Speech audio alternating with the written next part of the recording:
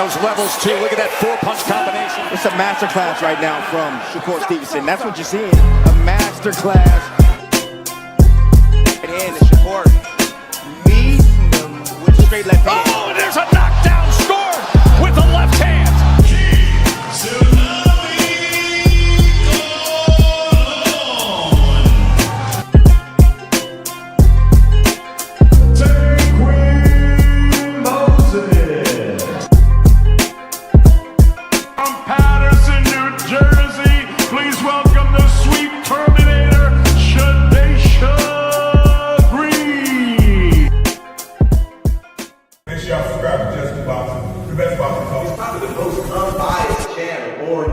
Right now, we're going to give him his just due. Shout out to my brother, Just Due.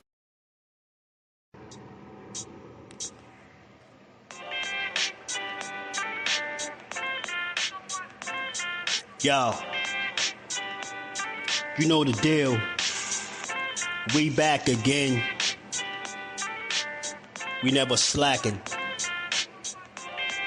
Word 'em up. Ladies and guys, whether if you drunk or you high, it's time to pay respects to the illest man alive. If you think you got a point, he'll shrink you down to size. And from there it's downhill like a slinky or a slide. Open your eyes, got a deep connection with the rise, so you might see them jump in whenever they go live. Peep it, this channel blowing up now, it's not a secret. With tons of exclusive interviews to listen to. Them other channels I hate, but yo, they missing clues. They start narratives, sip the goose and twist the truth. It don't take a rocket scientist to get the proof. Just click the live at 4 p.m. Eastern time. But when you chime in, make sure you keep it kind. But if cowards want to debate, then it's feasting time. My man Jusdu shine busy all the time. Grind 24/7, 365.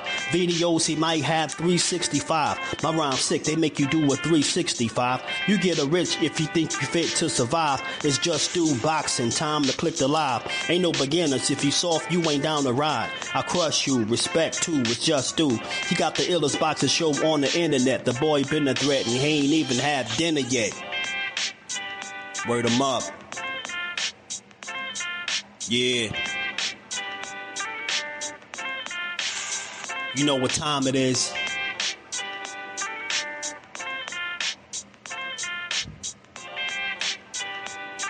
$4 p.m. Eastern. Click the link.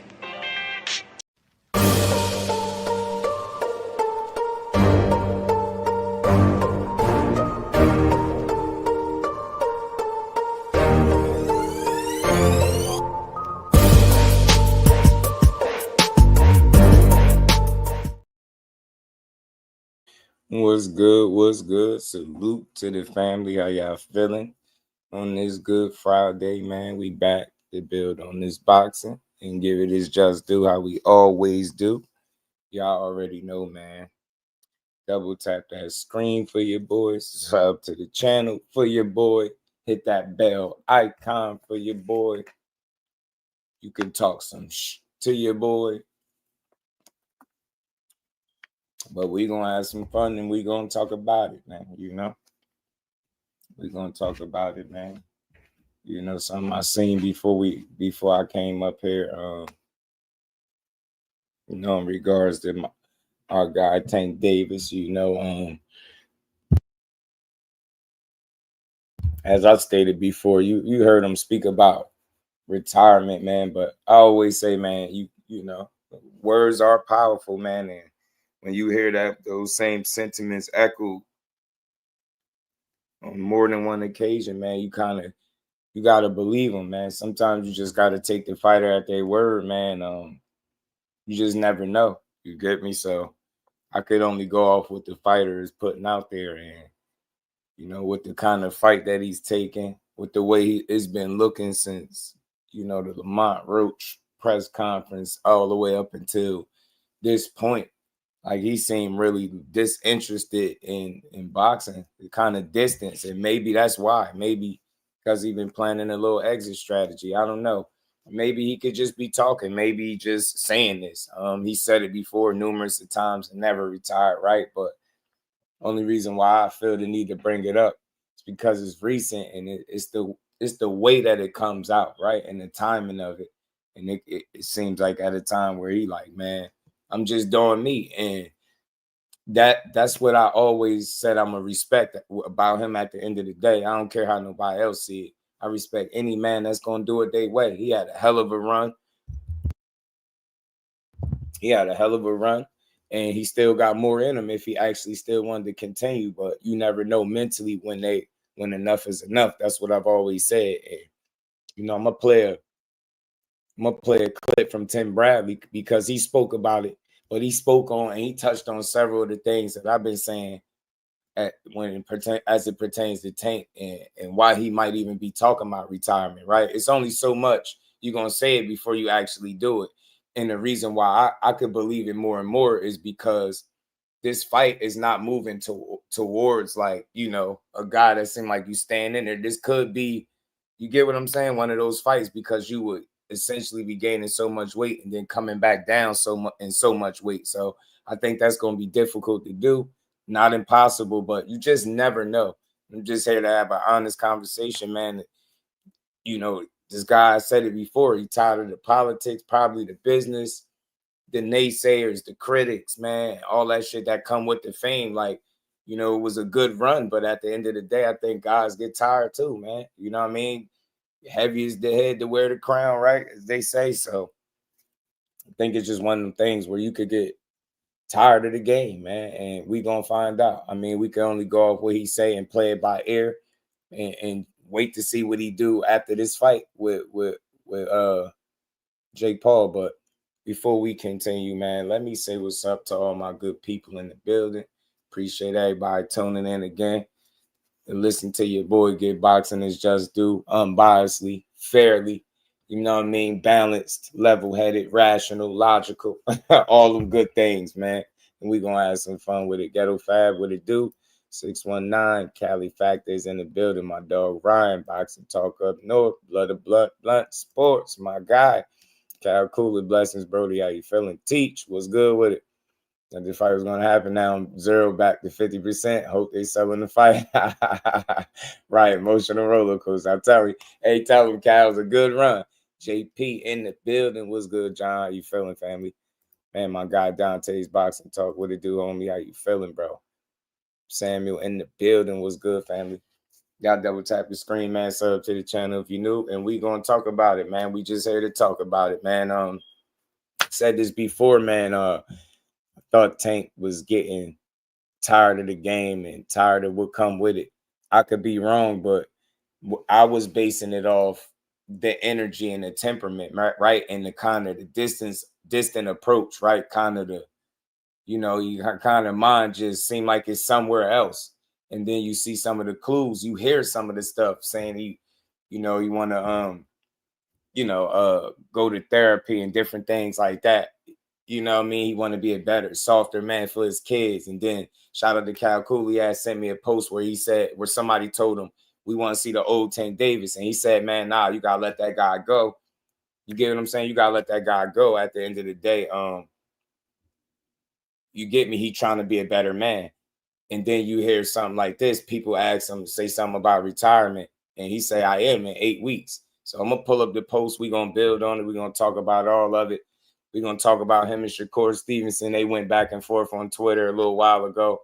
You know, we're going to break it down, man, fairly and unbiasedly and honestly. We're going to give it boxing is just do how we always do, y'all. You know?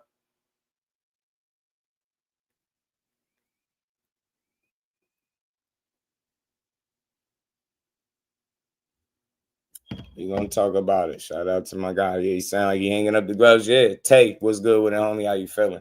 We just going to talk about it, man. No emotions, no feeling, no none of that weird stuff, man. Just a good boxing conversation. Y'all know how we do.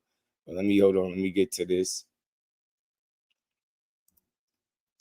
Hold on to you, love.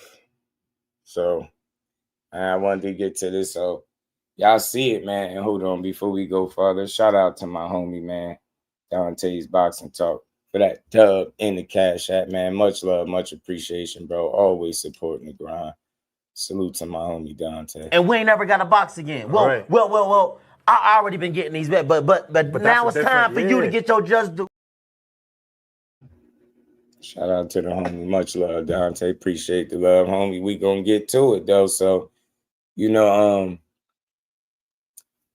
This was one of the tweets. You know, this was the tweet that sparked all this stuff that, you know, you probably been seeing before y'all got here, and people talking about what Tank said, and this is what he said.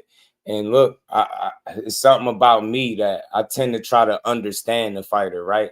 There's nothing wrong with having your criticisms and your critiques, your opinions, all that stuff. But I always leave room to try to understand where these guys be coming from.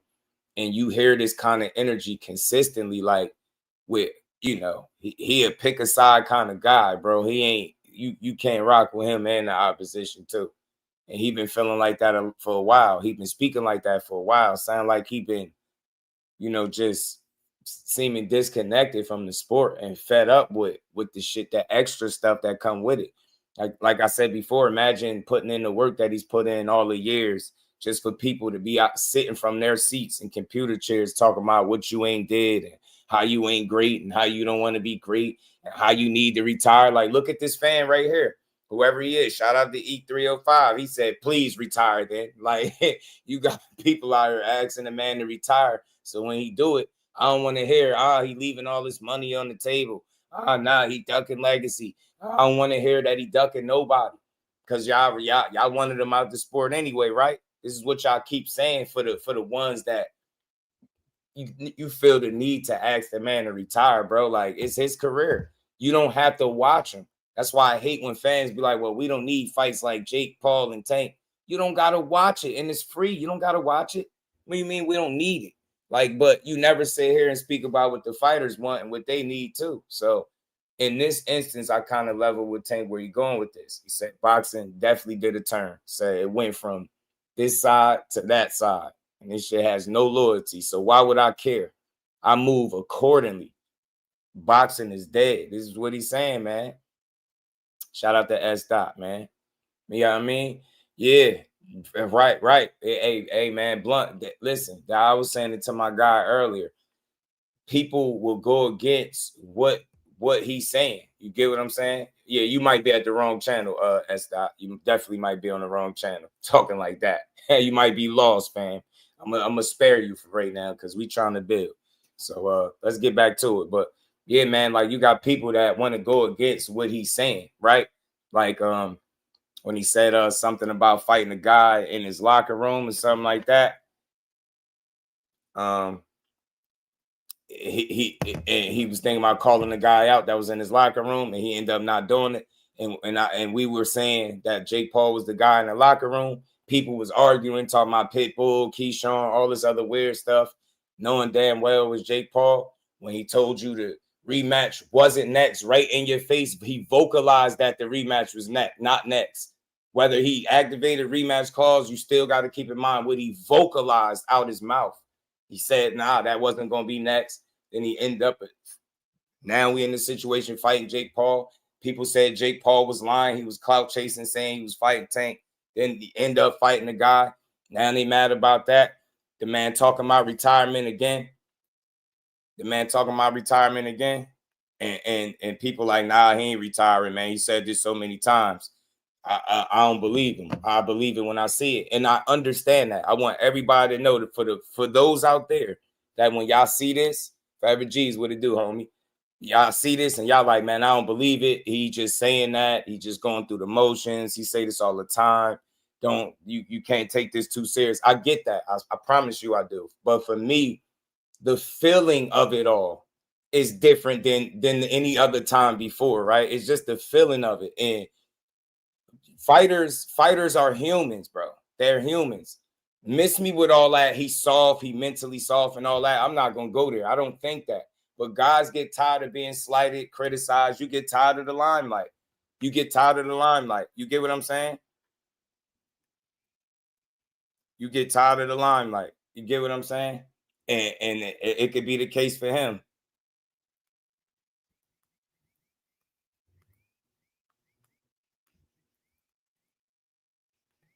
Pardon me, y'all. Just had to send this message, y'all. You get what I'm saying? So you some of these guys, they human, bro. They get tired of the people running their mouths and always sounding like you unsatisfied. Always, every time he do this, he should have done that. When he actually do something, it ain't enough. You got to do more. And look, I get it. That's the nature of the business, right? But keep in mind, fighters can get tired of that. And if Tank been fighting since what, 7 years old, and he's 30 years old now, about to probably be what, 31. You can get tired of this shit. You can truly get tired of the game. You get what I'm saying? And that might be the point that he's at. You know, as the saying is, heavy is the head that wears the crown. He been wearing a crown for a minute. And he been saying, look, everybody want my spot. He just, like, I'm not justifying it. I'm just having a conversation, y'all, that lets y'all know I try to understand these fighters instead of just sitting up criticizing them. He's soft, he this, he ducking. That's easy to say, but it take a different person to try to understand where he's coming from. So I'm not saying he right, but he damn sure ain't wrong. You just never know when it's enough. When money look, right now, even right now, he doing what he want to do, right? Y'all don't care about who he fight. Y'all tired of him anyway, right? So why even keep bashing a fight that you don't want to see? You get what I'm saying? You could get tired of, you know, the naysayers and the constant disregard of the work that you did actually put in. Yeah, there's the contemporaries out there and his peers that you want to see him fight. Absolutely. But it's a way that people go about it, and the way we spend countless hours slandering these fighters. And you heard Shakur Stevenson say it the other day, man. He spoke about it. This is why people don't be wanting to take, pardon me, I think it was Richardson Hitchens. This is why guys don't want to take certain challenges. Oh, no, it was Core.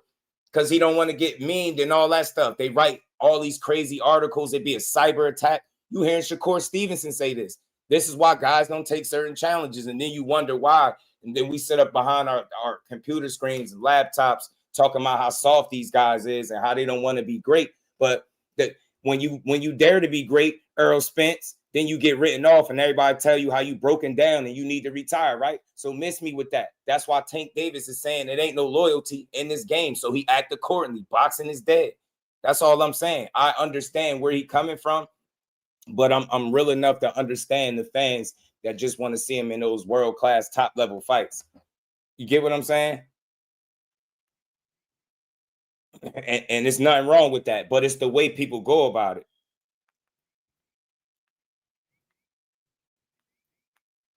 It's the way people go about it. Like, again, we could talk about what we want and what we want to see. I think that's fair because anytime you support something and you spend your money, I think you have a say on, you know, to a degree on what you want to see, right? You should be able to speak your mind about what fights you want to see him in. But in no way, shape, or form should we sit up, and this is just my opinion, and spend hours on end disrespecting the fighters that actually put in the work. That's all I'm saying. And it ain't just Tank Davis. Just to make this conversation make more sense, it ain't just Tank Davis, right? That feel this way is Terrence Crawford. He's still getting slighted to this day. They still talking about he cheating. They still talking about he fell in tests and all types of stuff, manipulating gloves to this day. All that history on his side that he just made history beating Canelo, and they still dragging him. So don't give me that Tank Davis ain't chasing legacy and trying to be great, because Terrence Crawford is quote unquote the epitome of chasing greatness and wanting to be great, and he's still getting dragged. So which one is it? You drag Tank Davis for doing it his way, coming in the game, getting his money, and probably getting up out of here, right? But then you're gonna drag Terrence Crawford for being dominant for all these years since 2008, and we in 2025. You're gonna drag him and reduce him to a guy that's cheating and tampering with gloves, right? Come on, man, make it make sense. And that's a shot directly to your boxing fans that demand so much from these fighters when the only thing you got to do is sit back and watch, bro. That's all you got to do. Sit back and watch. Shout out to my boxing mom, Barbara D. How you feeling, man? She's feeling pretty good, man. She got another surgery coming up, but we got her, man. I appreciate you as always. You can't trust nobody in boxing. I'm telling you, that's how I be, bro. That's how I be. Things get paid, either lay down or take a decision loss. I just don't see this being an actual fight. Nah, I don't think he's gonna lay down.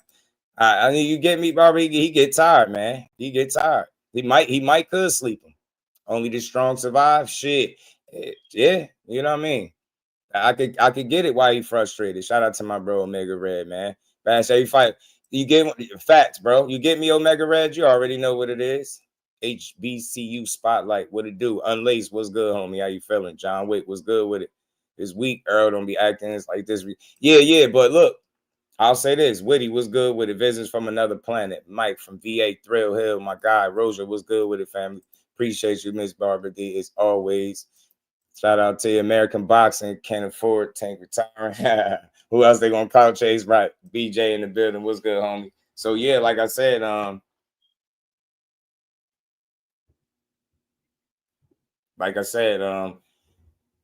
think guys could get tired of it. I get it. You bro said Earl don't be acting like that, but look, that's Earl. You know what I'm saying? That's Earl. Earl just a different guy. A Tank could be sensitive, right? I think it's a fair assessment to say he comes off as a sensitive guy, but he's not the only one. One of my favorite fighters, I think, is a bit sensitive too when it comes to his career. You get what I'm saying? I think a lot of these fighters are, right? But he get demonized, you know, for being the same way a lot of these other guys are. He's just more open about speaking on that shit. You get what I'm saying? You just make yourself a little more vulnerable, I think, in spots, man. I just don't knock him, bro. We just never know. And all I'm saying, bro, we never know fully what's going on behind closed doors. You just never know what's going on. You never know the battles that these dudes is fighting. And look, we ignore the signs, bro. We ignore the signs. Just check this out. It ain't him being mentally weak. Any man that could sit up in front of an audience in a crowd and say, yo, I need I need therapy. I want to be a better man for my daughters. That's not somebody that's mentally weak. That's somebody that's aware. That's a good sign, right? But it's unfortunate from a boxing fan standpoint because you're like, damn, Tank, you got so much left in you, but you never know how he feeling internally. That's all I'm saying. That shit ain't weak. Man, that man had 31 fights. Ain't nothing weak about it. Despite the competition, you get what I'm saying? It's a small percentage of men that can compete at that highest level and even box, let alone, right? Ain't shit weak about Tank. That take a strong man to sit in front of a crowd, an audience of people and say, man, I feel like I need therapy. Get what I'm saying? And I want to be better for my daughters. I can't do that while I'm boxing. The signs are there. He telling you what it is. I get it. It come at the strangest time, right? When you want to see this fight, that fight, and the next fight. I understand it, but we just never know what's going on with those fighters. And all I'm doing is having a conversation that's different than what you're going to hear anywhere else. Y'all don't get tired of hearing these fighters get bashed? Yeah, I could get up here and tell you what the next 5 people probably going to say talking about this. Mentally soft, he weak, he checking out. Nah, he might be checking out, but I don't think it's a sign of weakness at all. I think it's a sign of awareness. If he knows when enough is enough and this is his exit plan, as a fight fan, I'm gonna just respect it, bro. Because we seen things go horribly wrong when guys don't take care of their mental, is all I'm saying. So the fact that this man is aware that he might need a break from boxing. He might need a break. I commend him, bro. Do you make your bag and sell off? I appreciate the fights. If you come back, I'm gonna enjoy those too. I'm just not tripping. I'm not a toxic boxing fan. I can't decide these dudes' fates and what moves they make, and I'm completely cool with that as a fan, despite me spending my money because I know I have a choice. You get what I'm saying? So shout out to Tank. If that's what he want to do, retire. Because he feeling like boxing is dead. You know what I mean? You got people asking him, please retire then. And he like, bro, I am in 8 weeks. Like, I'm out of here. So it is what it is. You know what I'm saying? Mike, what's good with it, bro? How you feeling, Mike? Good to see my guy in the building. So look, that's all I'm saying. Like, you just gotta you always gotta take care of you. And I'm not about to make a ton of excuses and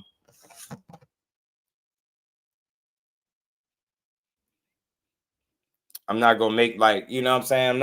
I just think this is just what it is, you know what I'm saying? And I can listen clearly, and I could be wrong about this. I could be wrong with the way I'm assessing it, but I think that's what he's saying.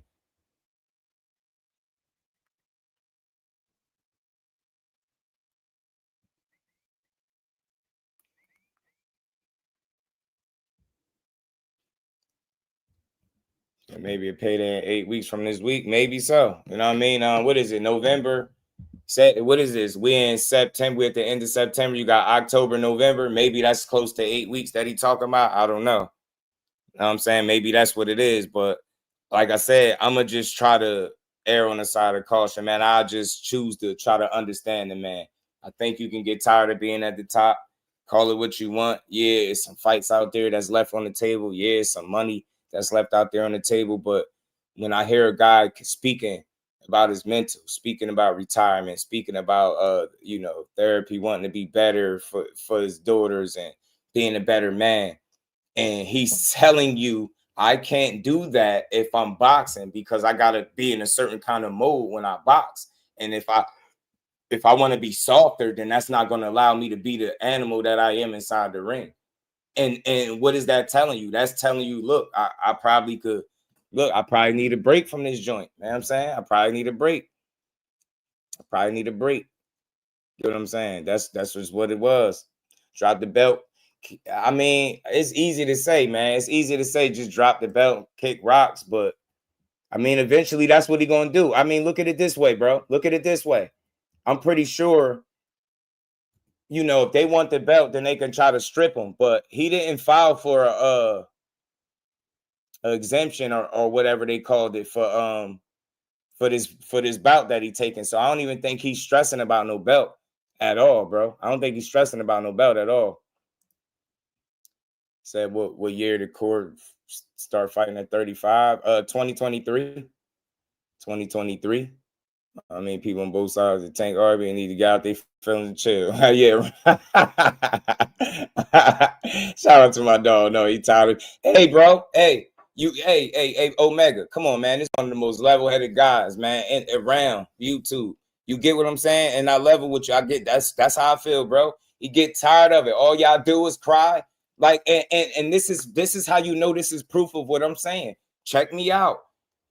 When it was time for him to fight Loma, people didn't embrace that fight. Not everybody across the board. They started complaining about the timing in which he tried to fight him. But I thought y'all wanted to see unifications. But when you get one, you complain about the timing. Come on, man. You can't have it all your way. You asked for unification. He was on your way trying to give you one, and you can't get one. You get what I'm saying? You don't get one, and then you criticize him, or you get to complaining about the fighter in which he choosing to try to unify with. It's ridiculous. And like I said before, if you don't like Tank Davis,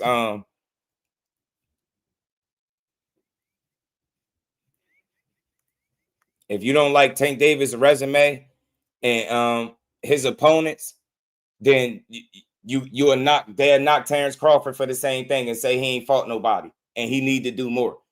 But that man got all the legacy in the world on his side.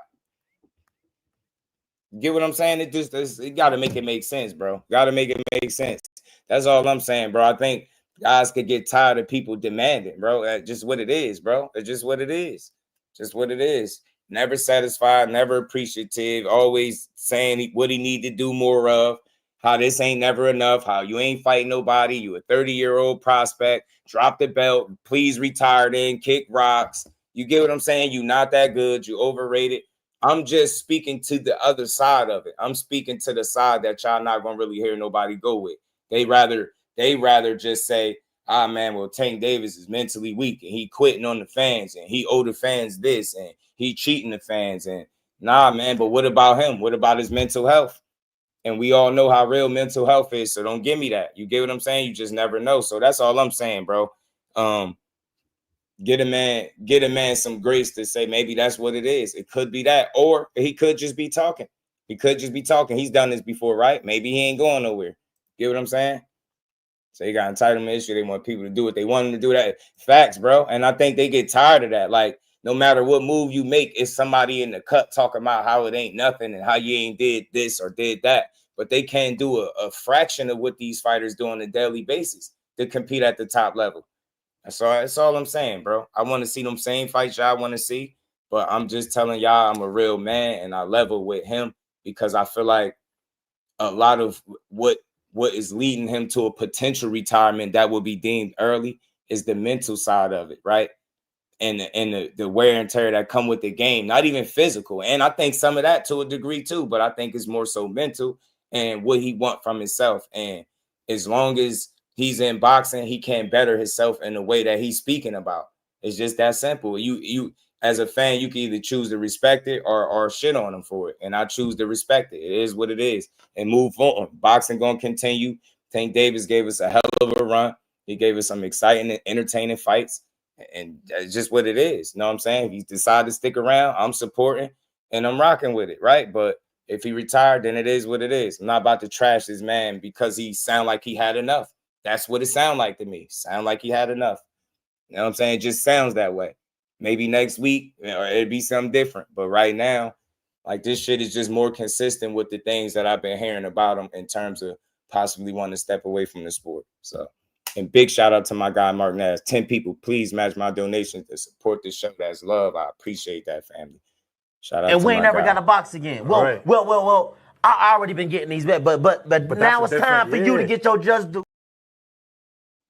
Shout out to Mark Nash. Much love, family. And big shout out to my guy, Jordan Smith. Followed up with the 2-piece. Much love. And we ain't never got to box again. Well. I already been getting these bets, but now it's time for you to get your just do. Shout out to my guy, Jordan, man. Much love.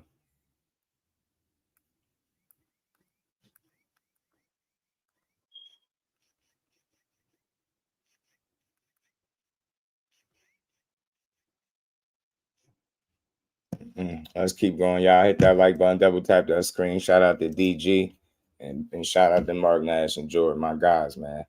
Young Ray Leonard and Mark Wagner, Thomas Hearns made way less, but they love the damn sport. Yeah, it just was a little different. Everybody's different, and that's something that I understand. You know what I'm saying?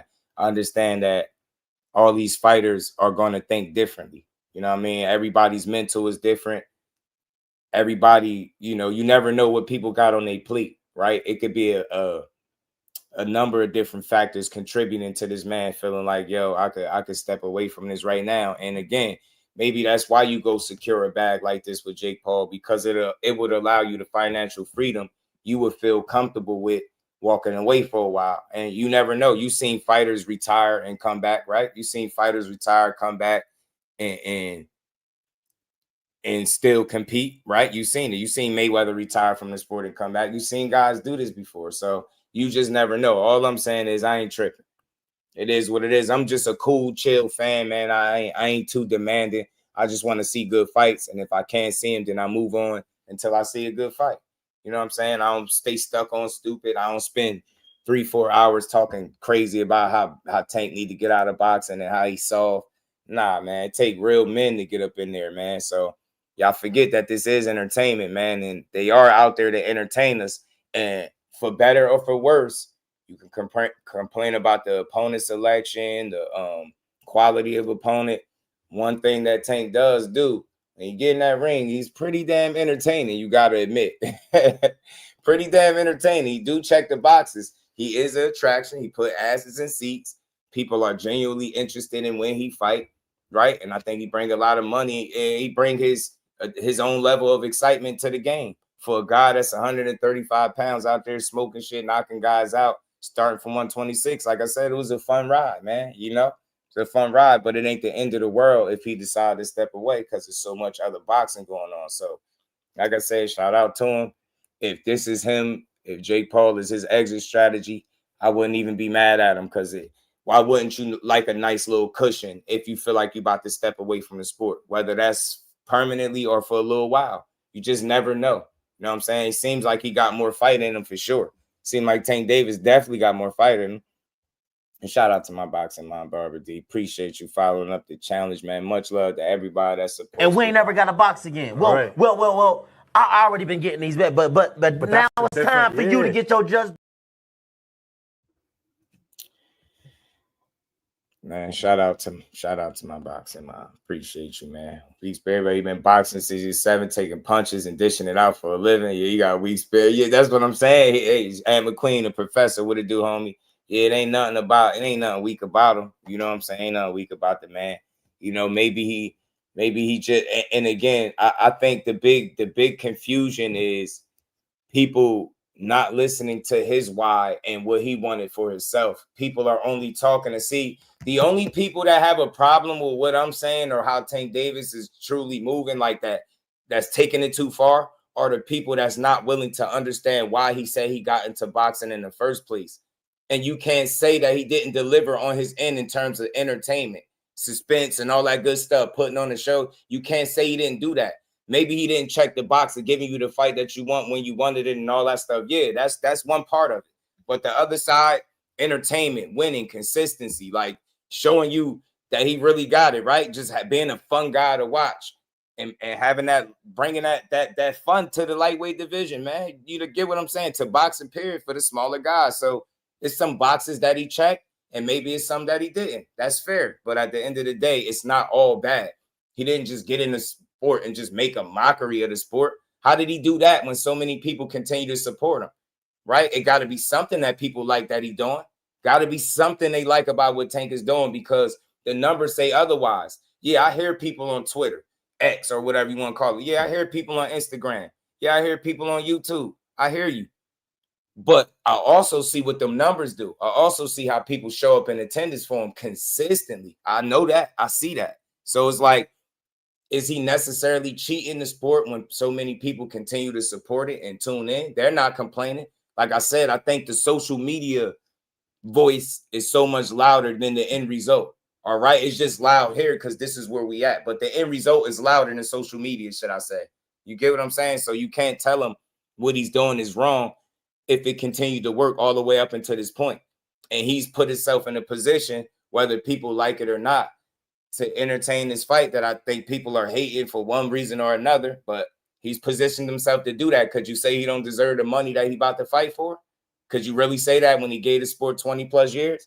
That's why I say, man, I'm just a realist, man. I'm just a realist. And I know these dudes humans, man. He ain't no robot. You just never know when your time is up. These dudes' primes don't last forever. You get what I'm saying? Shit is a tough career. It's a tough sport. This should take a lot out of you, man. Should take a lot out of you.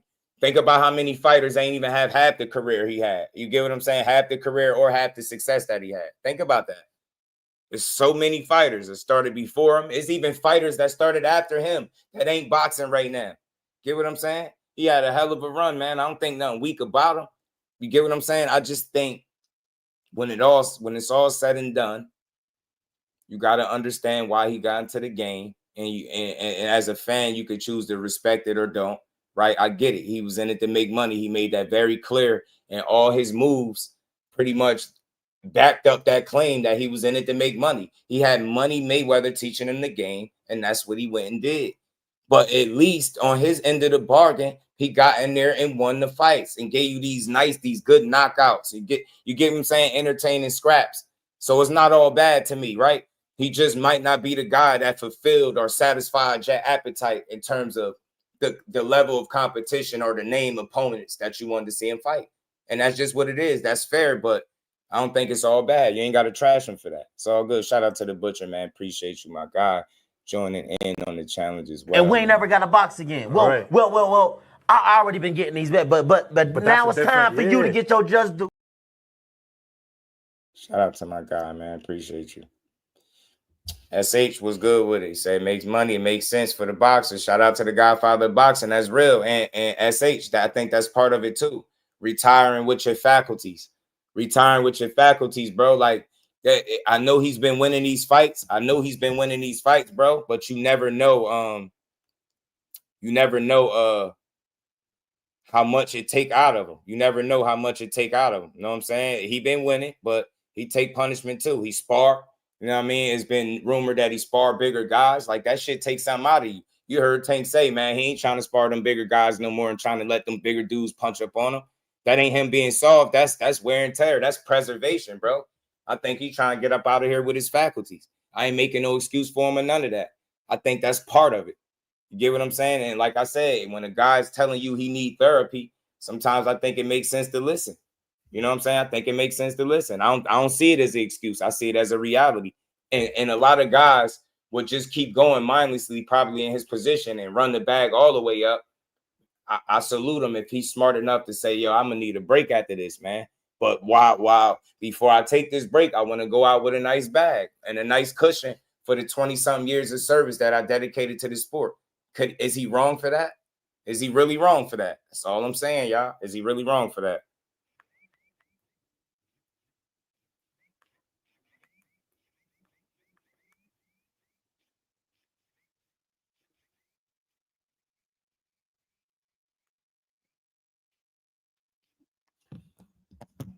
You know what I'm saying? So I wouldn't get in the ring if I had one foot in, one foot out the door. Nah, hell no. Hell no. I always said that would be stupid. That would be stupid. Not for somebody that seems to be locked into the game like a Shakur Stevenson. Hell no. I don't think it would make sense to do it either. And like I said, if this is really how he's been feeling and he's ready to get up out of the game and stuff like that, then you could understand the moves that he's making, the moods that he's been in, why he's been going about things the way he's been going about it, right? He might be tired of this shit. Shout out to the Queen. Lisa, how you feeling today? You know what I'm saying? He might be tired of it. Des 22 was good with it. He's not a real champion. Rum was manufactured. I ain't gonna lie, man. DGO was good with it, fam. I ain't wrong, but I'm looking forward to his retirement. I feel you. Nah, look, DGO, man.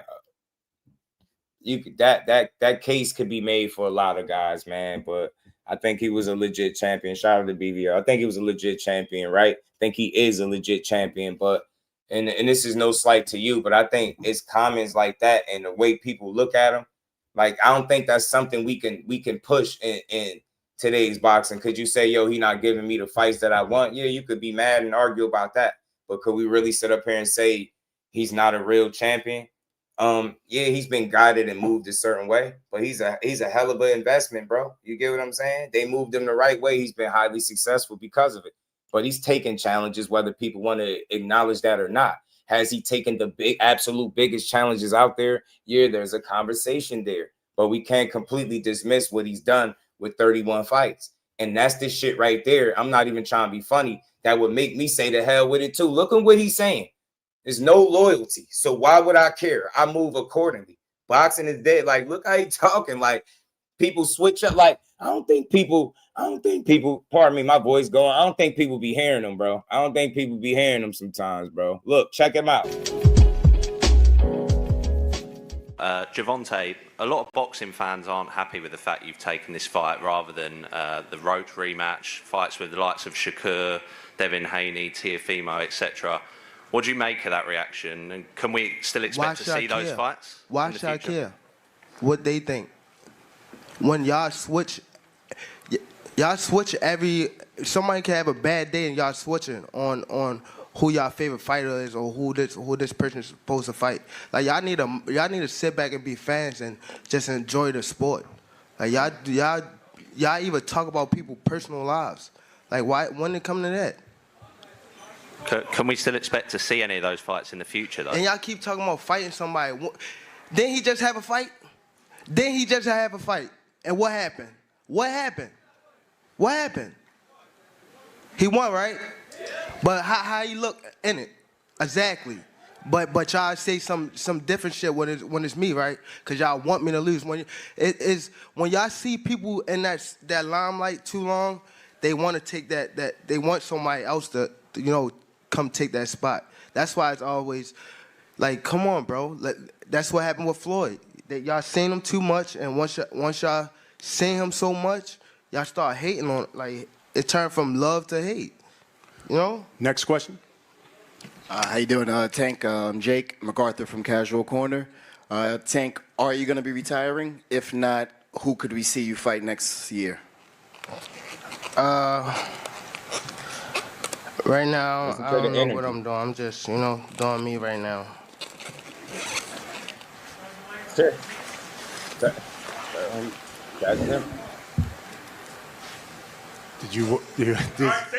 Is it one of you? Is it for both of them? For both of them. What? He wants you to state your case. State your case for being the face of boxing. I ain't the face of boxing, fam. I'm just somebody that box.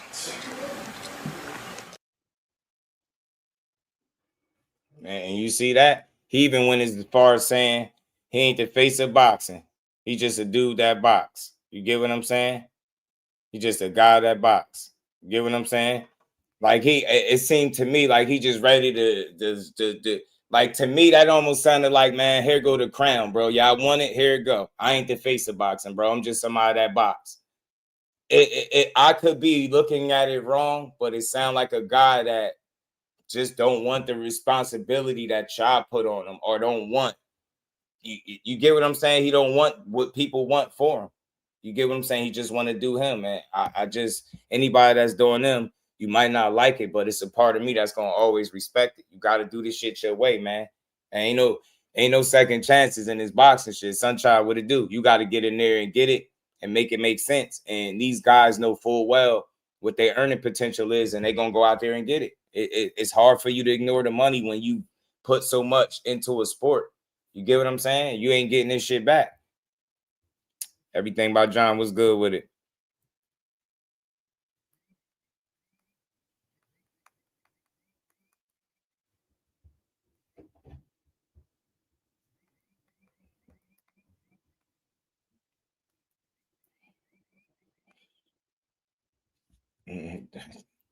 Said that's the way boxing is nowadays. Knock somebody out, you're everybody's hero. You have a bad night, everybody jumps shit. There are only fickle fans. True boxing fans stick with you from day one. That's true, bro, and that's what it is. And you heard what he said. People switch up. Like you don't gotta agree with everything he said, but you can't tell me that's not true. And not even in just his case. It's so many fighters. I've seen people switch up on Buzz, seen people switch up on Nero, seen people switch up on Wilder, seen people switch up on Haney. You get what I'm saying? You see people switch up on Tank. You get what I'm saying?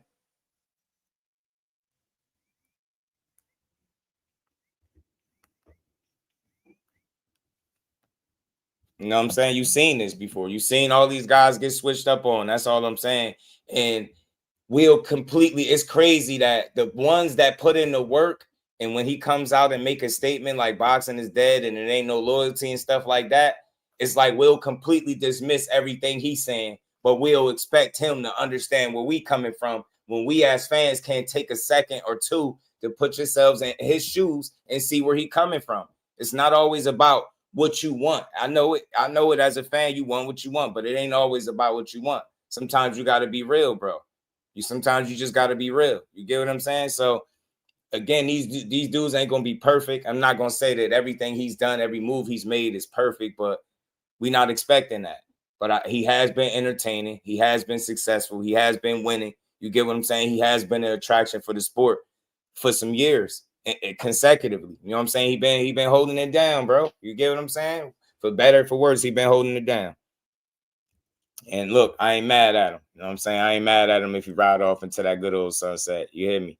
I ain't tripping off. They gonna try to go on a private island and disappear. He said everything about John, you feel me? He's sick of people. Most of his wins are knockouts too. Hey, Zoe, that's all I'm saying. He's been entertaining. He's lived up to a large part of his bargain, but it's just that resume talk that people like, man, there's something there, and I get it. But sometimes you just gotta accept what a guy gave you and just keep it moving. Because being mad at him ain't gonna make the fights happen. Dissing him for 3-4 hours on YouTube ain't gonna make the fights happen. It's a waste of energy. You get what I'm saying? I was cool with the fights that you gave. It was fun. You know what I'm saying? You get what I'm saying? It was fun while it lasted. That's how I look at it, man. I hate exhibition fight. This is bad for boxing. Look, I can't tell you how to feel about the exhibition fight. But all I can say is exhibition's been a part of the sport for years, way before Tank. And if it was good for the goose, it should be good for the gander, respectfully. I know we feel like we should be able to decide when a guy makes a move like this, like we like, yo, he in the middle of his career or whatever the case. Why is he stopping to take an exhibition? But we can't make that decision for him. Only he can. And that's what he's doing. And like I said, if this is so bad for boxing, then when Ali and Foreman and all these other guys did exhibitions, Oscar De La Hoya, all these other guys did exhibitions, were they bad for the sport then? Because I just want to know. Like, you get what I'm saying? Wasn't nobody tripping because it's so much other boxing where you don't even have to tune into it. And it's literally, bro, I can't stress this enough. It's a free fight. If you got Netflix, right? And most of us in here, I'm pretty sure, got Netflix. Who in here don't got Netflix? It's a free fight. I could see if they was charging you $80 to $100 for this, right? They charging you $80 to $100 for this, then I get it. I get it, but it's free. What could you say?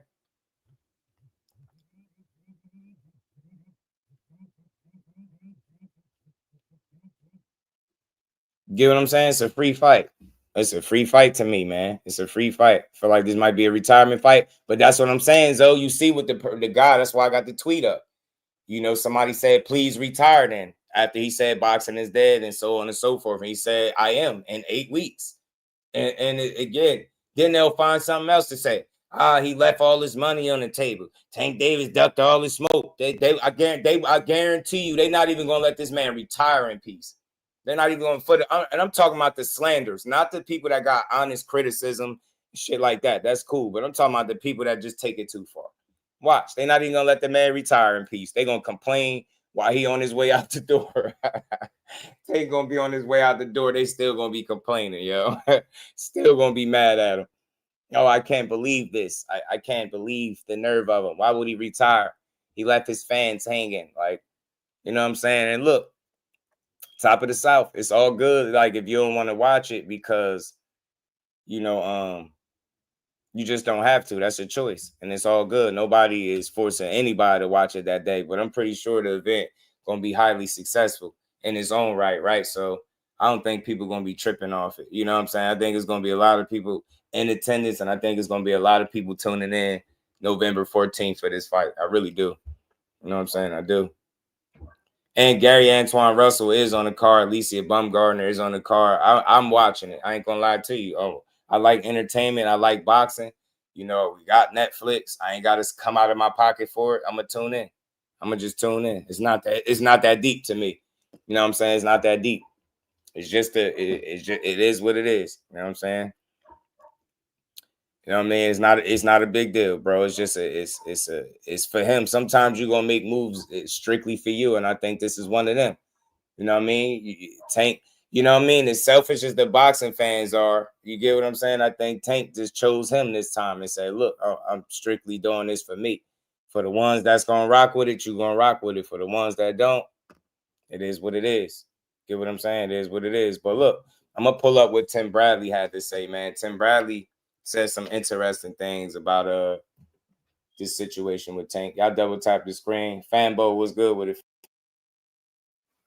Ali, George Foreman, Mike Tyson, Floyd, all these people did exhibitions, bro, and nobody lost their mind. And I get it. It's the timing of it. But like I said, he talking about retirement. So this could be that nice little cushion for him on the way out the door. It's just not that hard to understand.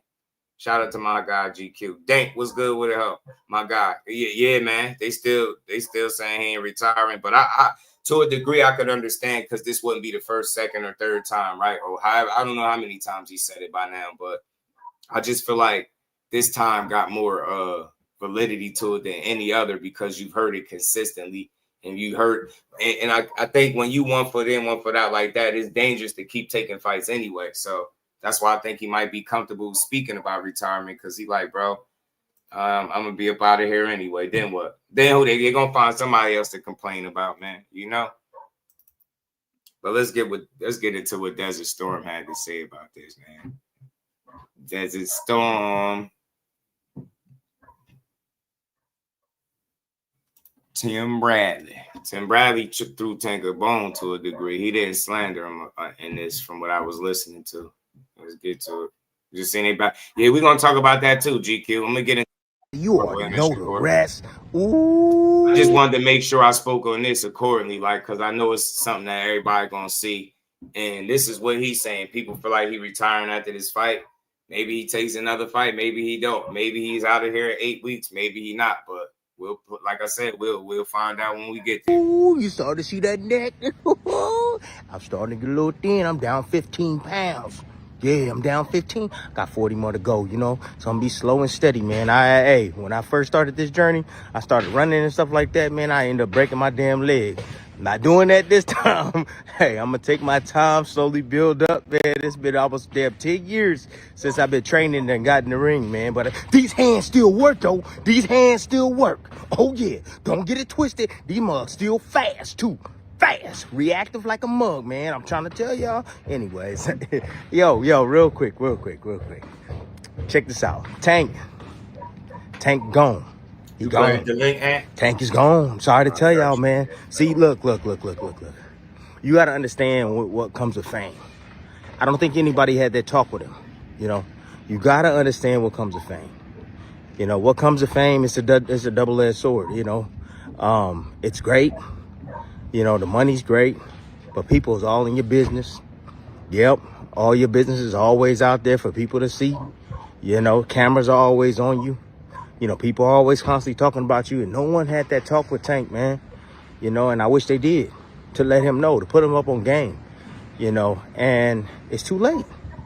You know, Tank's been in this game a very, very long time. He's tired. He's tired of all the politics. He's tired of all the, you know, the naysayers. He's tired of everything that he's done. It's like, he feels like, I've given this game so much. I've given it so much. Listen to Tim Bradley, I put smiles on people's face. I knocked out. This isn't, I just want y'all to hear this. This is another fighter talking. This is a guy that had an entire career, a Hall of Famer. This is one of the guys that been heavily critical of Tank Davis. But listen to what he's saying. And I think what he's saying as a fighter has some validity to it. Like, fans don't want to hear it, but this is real talk. I wish they did, to let him know, to put him up on game, you know, and it's too late. You know, Tank's been in this game a very, very long time. He's tired. He's tired of all the politics. He's tired of all the, you know, the naysayers. He's tired of everything that he's done. It's like, he feels like, I've given this game so much. I've given it so much. You know, I put smiles on people's face. I knocked out, I've knocked out people, man. Filled up arenas, man. And still, y'all don't bless me. Y'all don't say, hey, y'all love me. You know, look, if you want to know about a person, and I'm starting to learn this, man, you know, I read up on Keyshawn. Oh my God, I read up on Shushu. I mean, look, y'all keep asking for him to retire, and when he do, this is what it is. And I understand blocking it out, but who's to say he hasn't been blocking out the noise for years? You just never know when enough is enough, on top of the other things that you done dealt with, legal issues, judge not letting you have your freedom, just being tired of feeling restricted. They expect so much from you right then in the boxing world. I'm just saying, it could be a lot, and you just never know when that individual is tired of the shit. That's all I'm saying. Everybody's different, bro. You know what I mean? Everybody get tired at a different time. Like, and to be truthfully honest, like I said, it's fighters that started after him that ain't still fighting now. Like, dudes' careers don't last nearly as long as his. That's not an average regular thing. Like, he's been in the game for a long ass time. I've read up on Tank, you know what I mean? I was misinformed. You know, you got to know what somebody's going through, man, or have gone through, and where they've ended up. Now, you have to understand that. You got to understand their DNA, you know, and we as fans, we fail to realize that. We as commentators and fanboys and all that, like, we all don't do that. We don't do our research. You know, you got to know about somebody's history. So, like, if you understand where Tank came from, if you understand his background, then you understand how he thinks and why he feels the way he feels. You know, you do. So, I mean, for instance, like, his parents, right? His parents were drug addicts, in and out of the system, in and out of jail. You know, he lived with his grandmother. Your phone, you know, directly. See if you could click. You gotta understand when he started boxing. I just clicked it. Why the he one started I sent boxing. to you from your phone. Understand that, you know, so that what the influence that Calvin has had on his life, and how if their relationship isn't great, how that affects him. And if this is not making any excuses, people.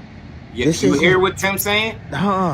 It could be other stuff. You just never know. And I'm just leaving room for that to be a possibility rather than to write them off as being mentally weak and cheating fans and all that other stuff that they saying. Tim Bradley is speaking to the other side that people don't want to speak of. You never know how his other relationships affected. You don't know what's going on. You don't know what could lead. Like, think about it. A guy in his position, you would think would want to keep going because he got so much more in him, right? But what is it? Y'all ever stop the question to ask yourself, what is it about him that could possibly be making him even talk about retirement? Whether he do it or not remains to be seen. But you ever ask yourself what would lead him, a guy that's at the top of his game, to be talking about walking away?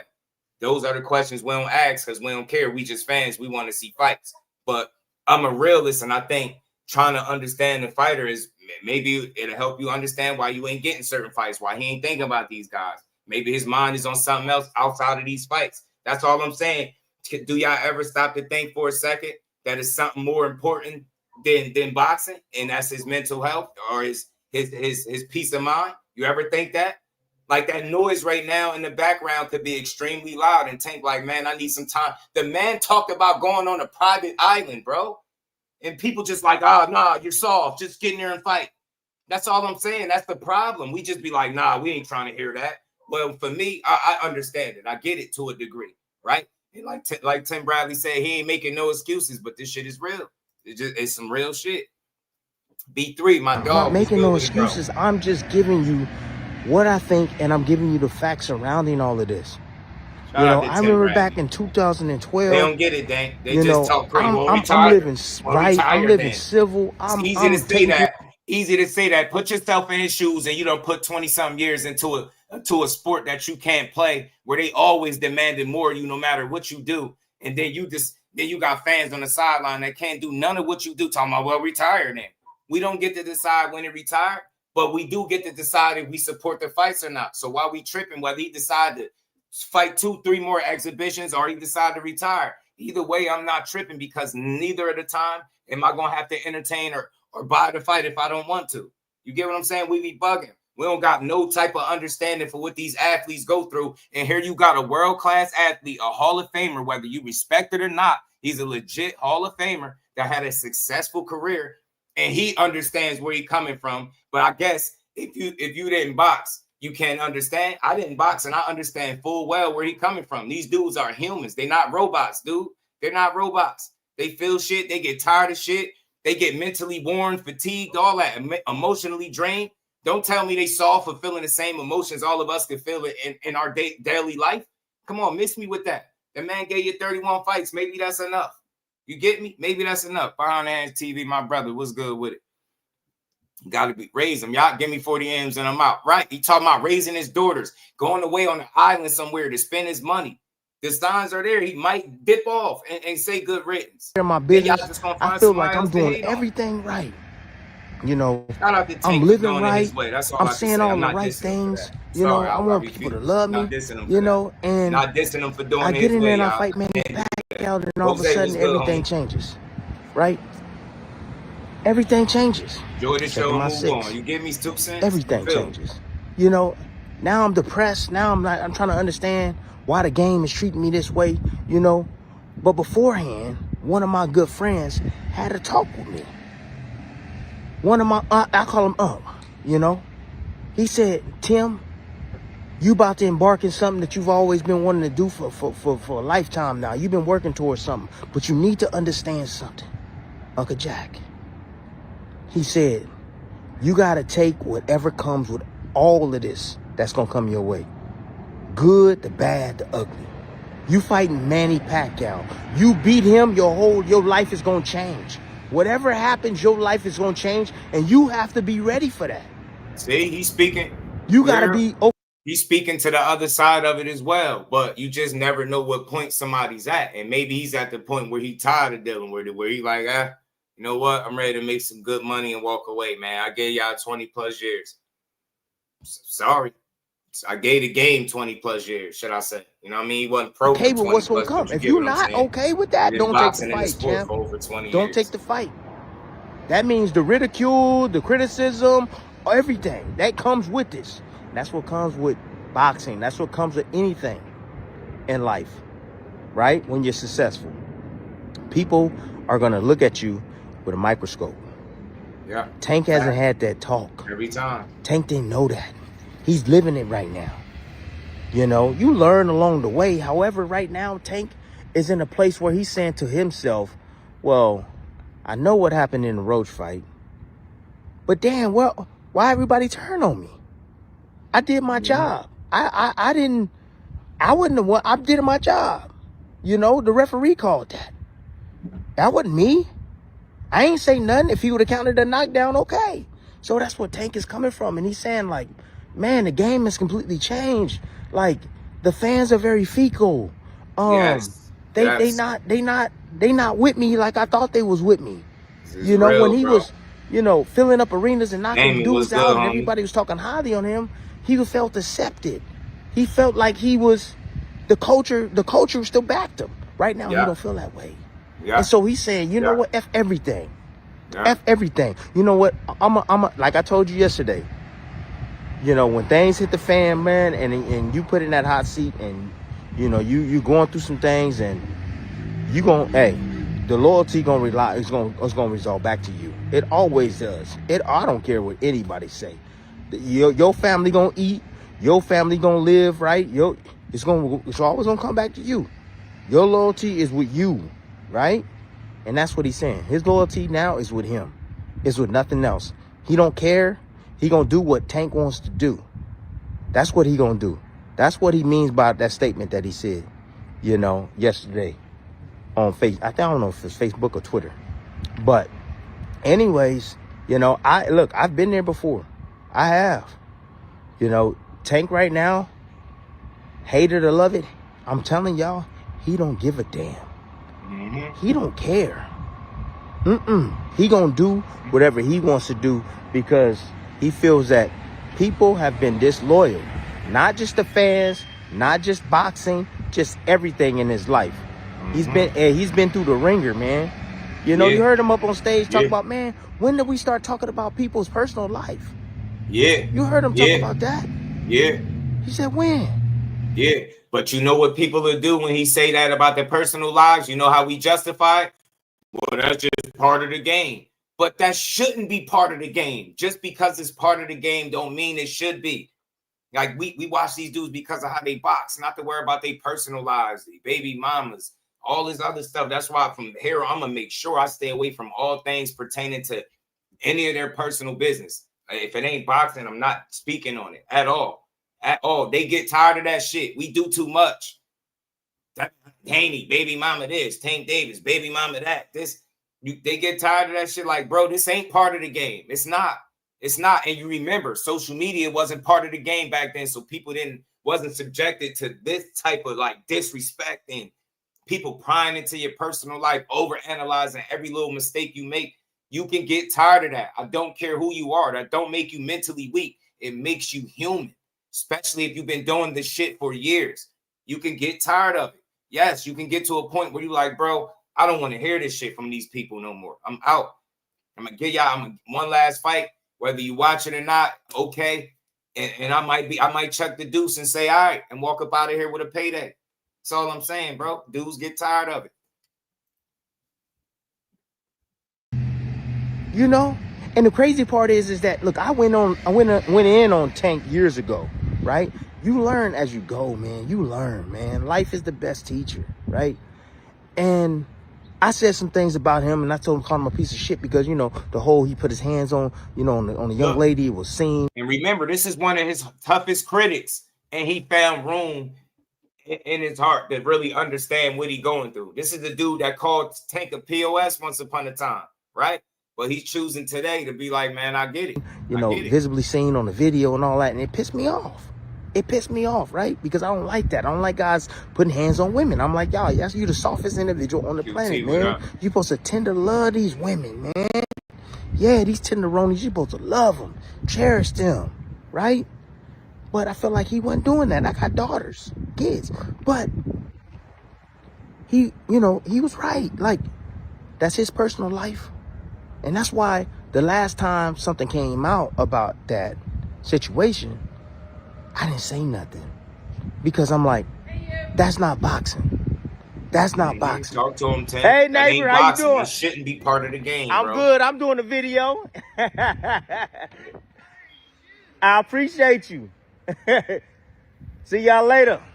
All right. Anyways, that's my neighbor. They sweet around here, man. My neighbors are sweet around here for real. But anyways, yeah. So, you know, it was, John. It was. That's where Tank is at right now, man. 100%. You know, I lost my train of thought. People that really follow that's where the he's at situation right in now. its entirety. He don't give a damn what anybody say anymore. He doesn't care. He gonna do what Tank wants to do. And I said this. I said a lot of what Tim said. But anyways, that's my time. I gotta go. Lost my train of thought. All right, I'm out. Peace. Man, big shout out to Tim Bradley, man. I just appreciate a different take, an honest take, one that ain't looking at this fighter like he's supposed to be some type of robot, like he's supposed to be immune to like disrespect, just people prying and just like shit just can't get heavy for you. You know what I mean? It is what it is. Everybody different. Everybody handles that spotlight, that pressure, the background noise differently. And like I said, I think he's done a hell of a job with the time that he's been here. Could he have gave you more and done more and X, Y, and Z? Okay, cool. But I feel like at the end of the day, we could say that about every fighter, and that's exactly what they do. It's never enough. You get what I'm saying? And McQueen, my guy, was good with it, bro. The appetite is insatiable, man. It doesn't matter. Doesn't matter what you do. I mean, before a fight is even over, and I can understand the frustration with these guys when they're in the middle of a press conference for one engagement and you asking me about somebody else. Like, let me take care of this first. Like, let me deal with what I got in front of me. You already asking me about the next thing as if this is a given. Right? Oh, nah. Let me help you out. Nah, that's part of the game. That's part of the game. Like, yo, what, bro? That don't mean they can't get tired of it. You get we what farming I'm saying? engagement, man. That's what it is. A lot of us, we farming engagement. And I'll take it a step further than Tim. Shout out to Desert Storm exercising some emotional intelligence today. Appreciate him. But we don't know what the hell the man is going through behind the scenes. We're thinking that this decision to retire or take a sabbatical or whatever the hell he wants to do, a hiatus, is just predicated upon what's being said on Twitter or what's going on YouTube. We don't know what the man is going through behind the scenes with the company. We don't know about that. You know, shout out to the homie behind the hands, but you know, he's divulged some information to us about some things that, like, if we were to say it, people would be like, yo, shit like that really goes on in boxing. Right. Facts. Like behind the scenes, like people really, you know what I mean? It's crazy. Like, you can tell a lot of people just used to having an opinion. They don't want to understand. Nah, F all that. Nah, retirement. I don't look at it like that, bro, because these people regular, real people. And they go through shit just like you do, right? You don't go through shit in your life, right? Do you just right? How would you feel if somebody would just give up then? Just retire then. Just move, get out of here then. Like, hey, come on, bro. Like, you can't make that decision. You get what I'm saying? You ain't even trying to understand nothing of what he going through.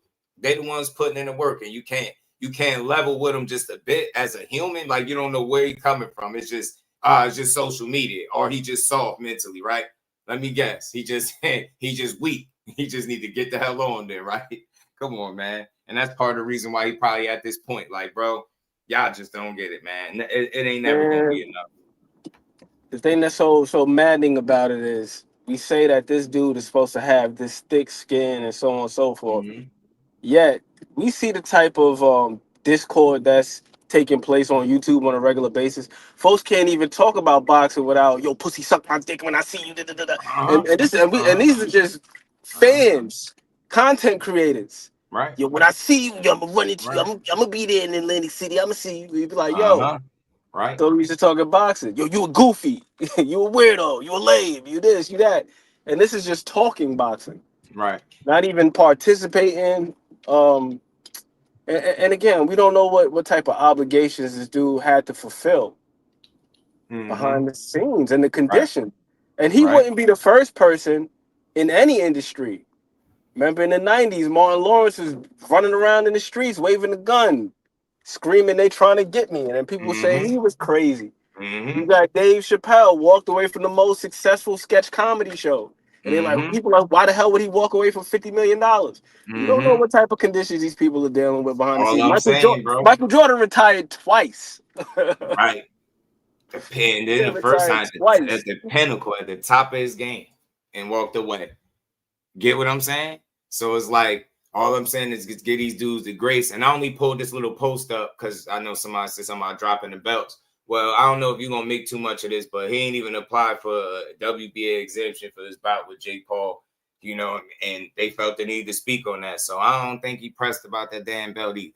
Zoom verse, what it do, homie? And furthermore, Ant, to piggyback on what you were saying and what we was just talking about, all the shit that they go through and how people talk. Like, I'm not trying to be funny. Look, I ain't saying nobody saw, but this is Jake Paul dad.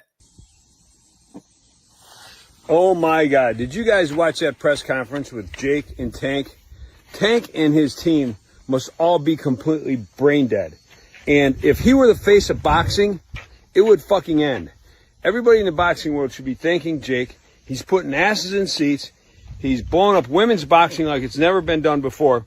And Tank, trying to have a conversation with him, it's worse than talking to a third grader.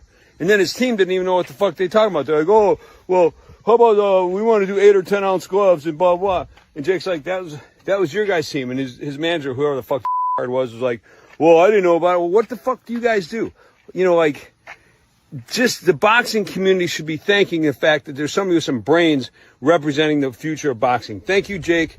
Tank, you're a fucking GP's out.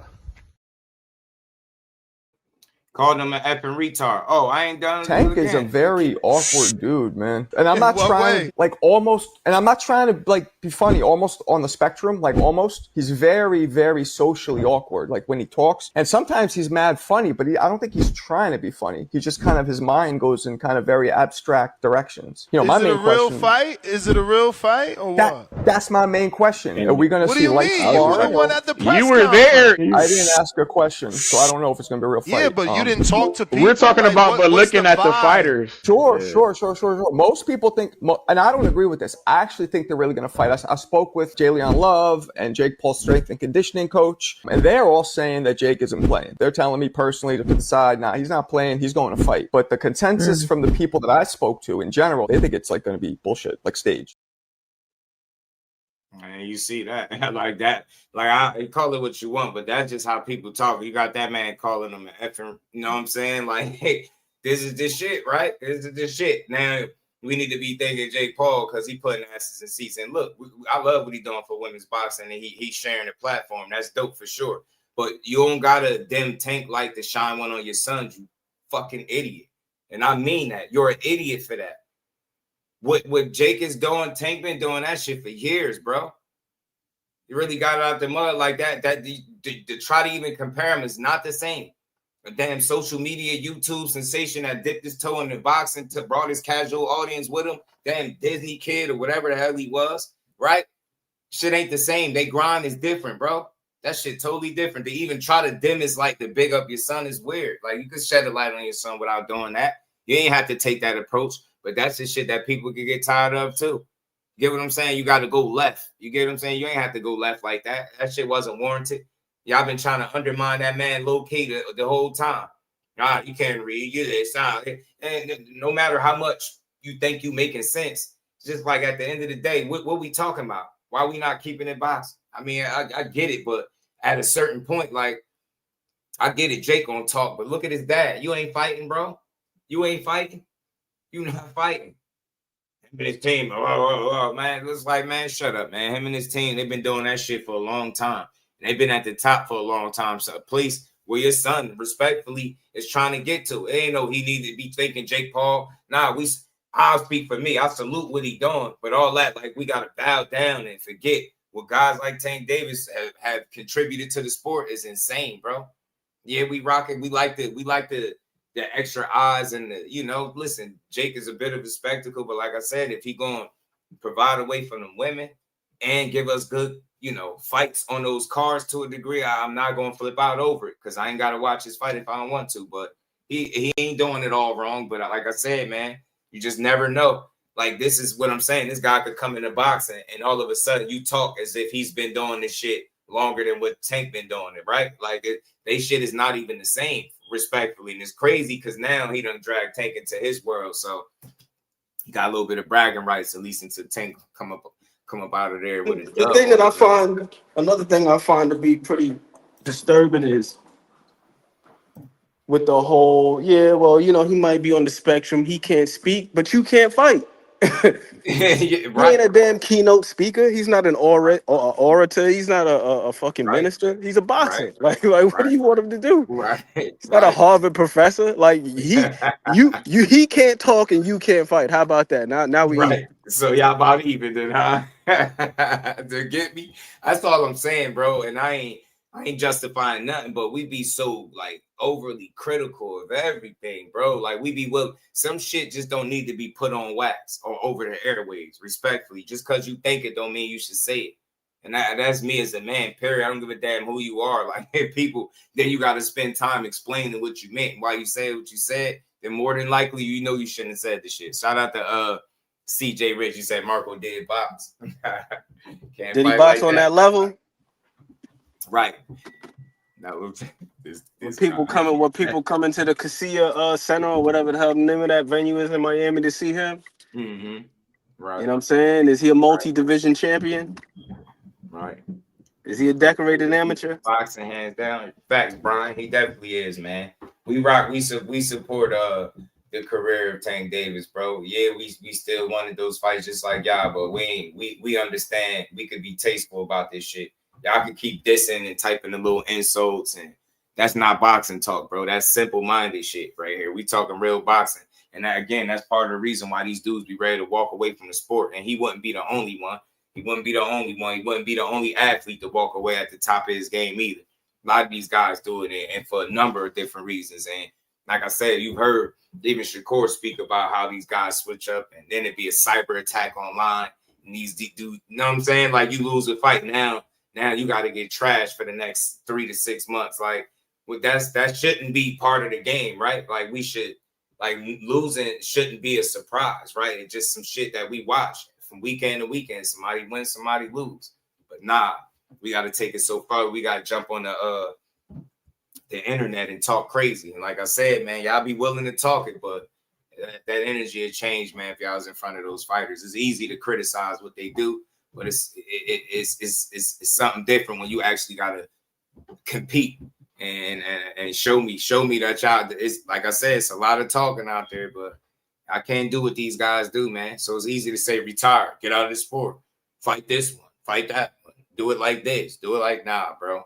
If boxing was that easy and you know how to do it, then you go box. And that's for everybody that's overly critical, not somebody that got a fair assessment and constructive criticism, but that weird shit. You go show me you could box. Then go do it better than Tank.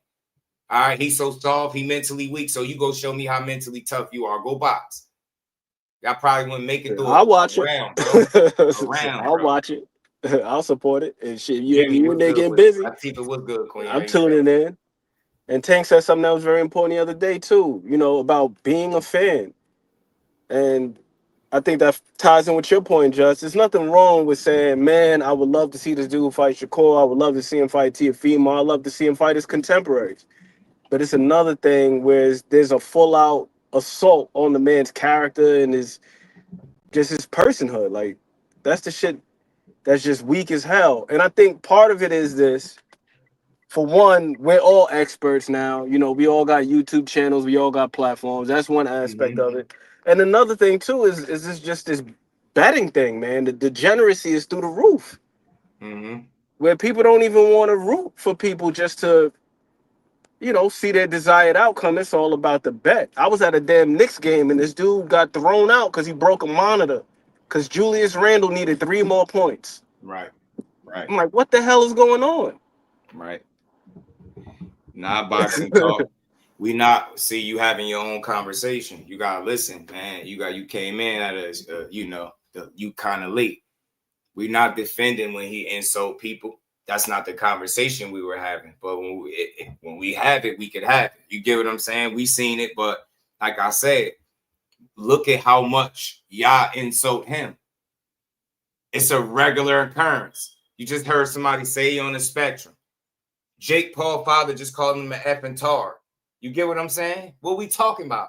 Insults, right? He did getting insulted left and right. He can't read. Nah, but he can't complete sentences. He can't read. What we talking about? He don't know y'all. Never said nothing to you, about you, or none of that. But you willingly, freely insult him on a regular occurrence for no reason at all. Unprovoked. Think about that. I want everybody that be talking that shit from at home to realize that these are strangers to you. I don't care how many times you watch them, how many fights you've been to. You don't know these dudes. They've never done anything to you. When y'all get up here talking the way y'all do, it's unprovoked. That's sucker energy. Real men don't move like that. You don't run around just disrespecting people just because it ain't no consequence to it. You understand how to move with integrity, and a lot of y'all don't know shit about it. That's why you willing to type and talk crazy in the chat about how you need to retire, how he weak, how he ain't this, how he ain't that.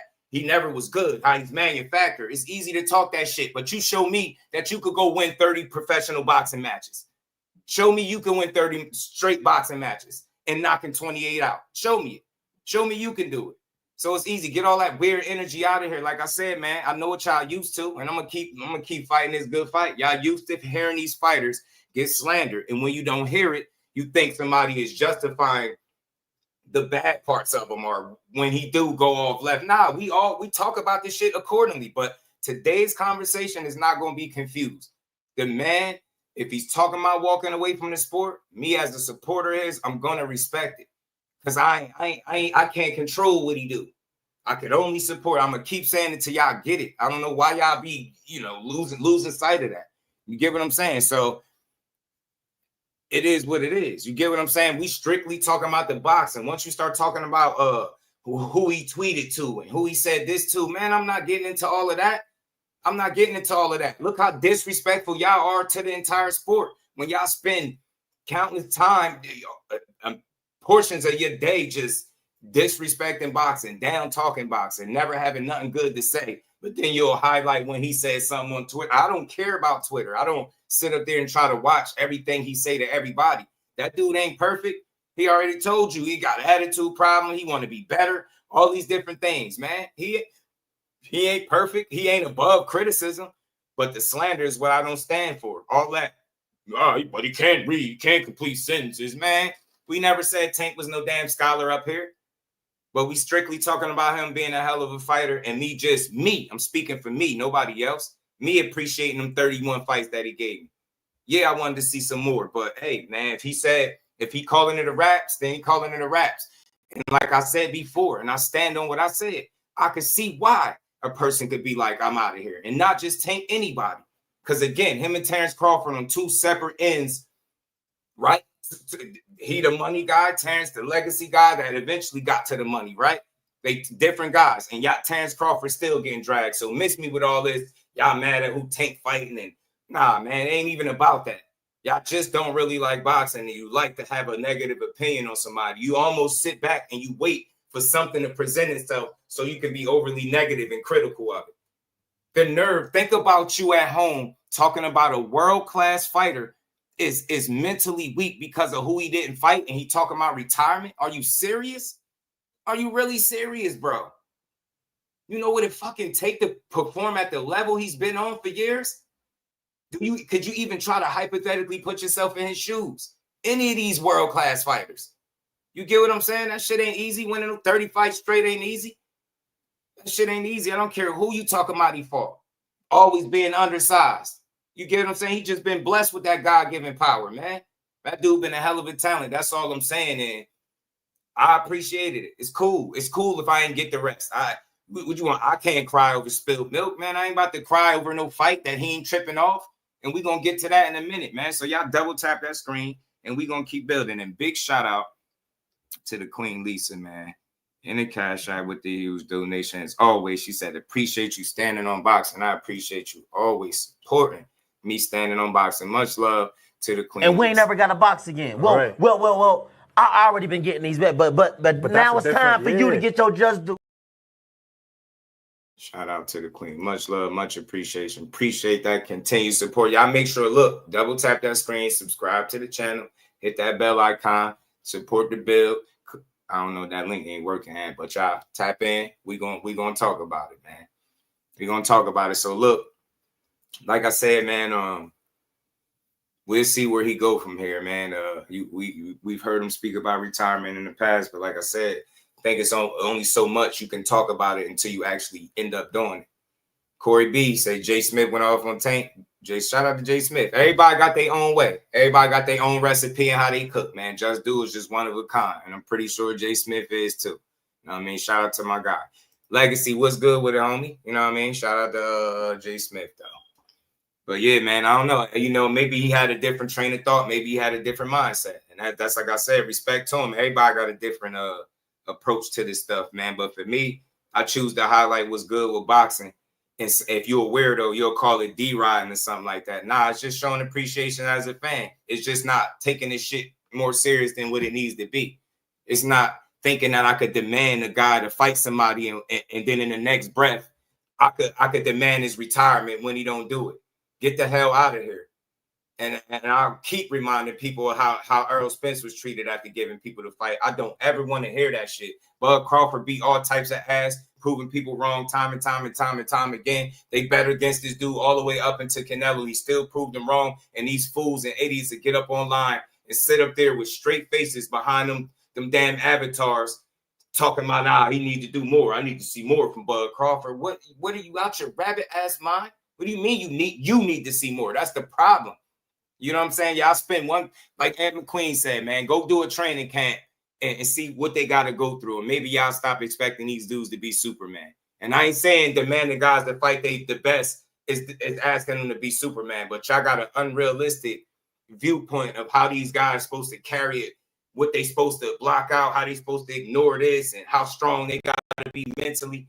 Man, fighting 31 straight times is being very mentally strong to me. Get what I'm saying? I could block the weirdos, man. Block the weirdos. Out here demanding mental strength from people and can't display the same thing in a damn YouTube chat. Facts. You get what I'm saying? Facts. Block the weirdos. You ain't gonna stop this cook, you weirdo.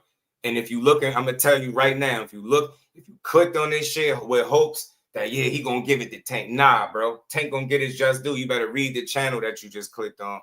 Stop talking that weird stuff, man. We talk real boxing over here. How ain't nobody beat him? Stephen Frazier was good with it because they're going to say he ain't fought nobody. If you talking about Tank, they're going to say the reason he ain't lost is because he ain't fought nobody. They're going to cry, he ain't fought nobody.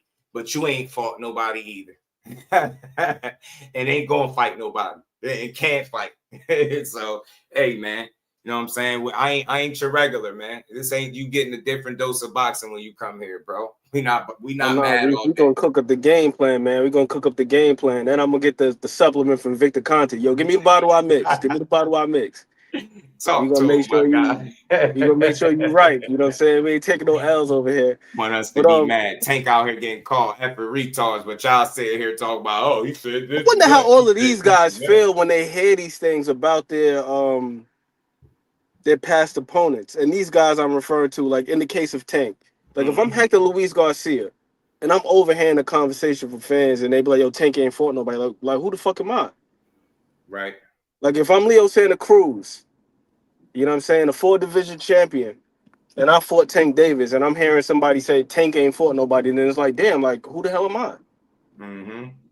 Right. If I'm Pedraza, the dude who was on the cusp of being the next Puerto Rican superstar, and the guy who was ranked 8th at the time, because that's where Tank was at the time. He was ranked 8th when he fought Pedraza. He derailed that whole thing. Mm-hmm. Mm-hmm. And it's I'm crazy. The IBF champion. Then who the hell am I if Tank ain't fought nobody? Right. I say the same shit, bro. You know, it's crazy. One day when they hear positive talk about boxing, it's a Tank fanboy channel. The next day, if I tell you I think somebody could beat him, now I'm hating on them.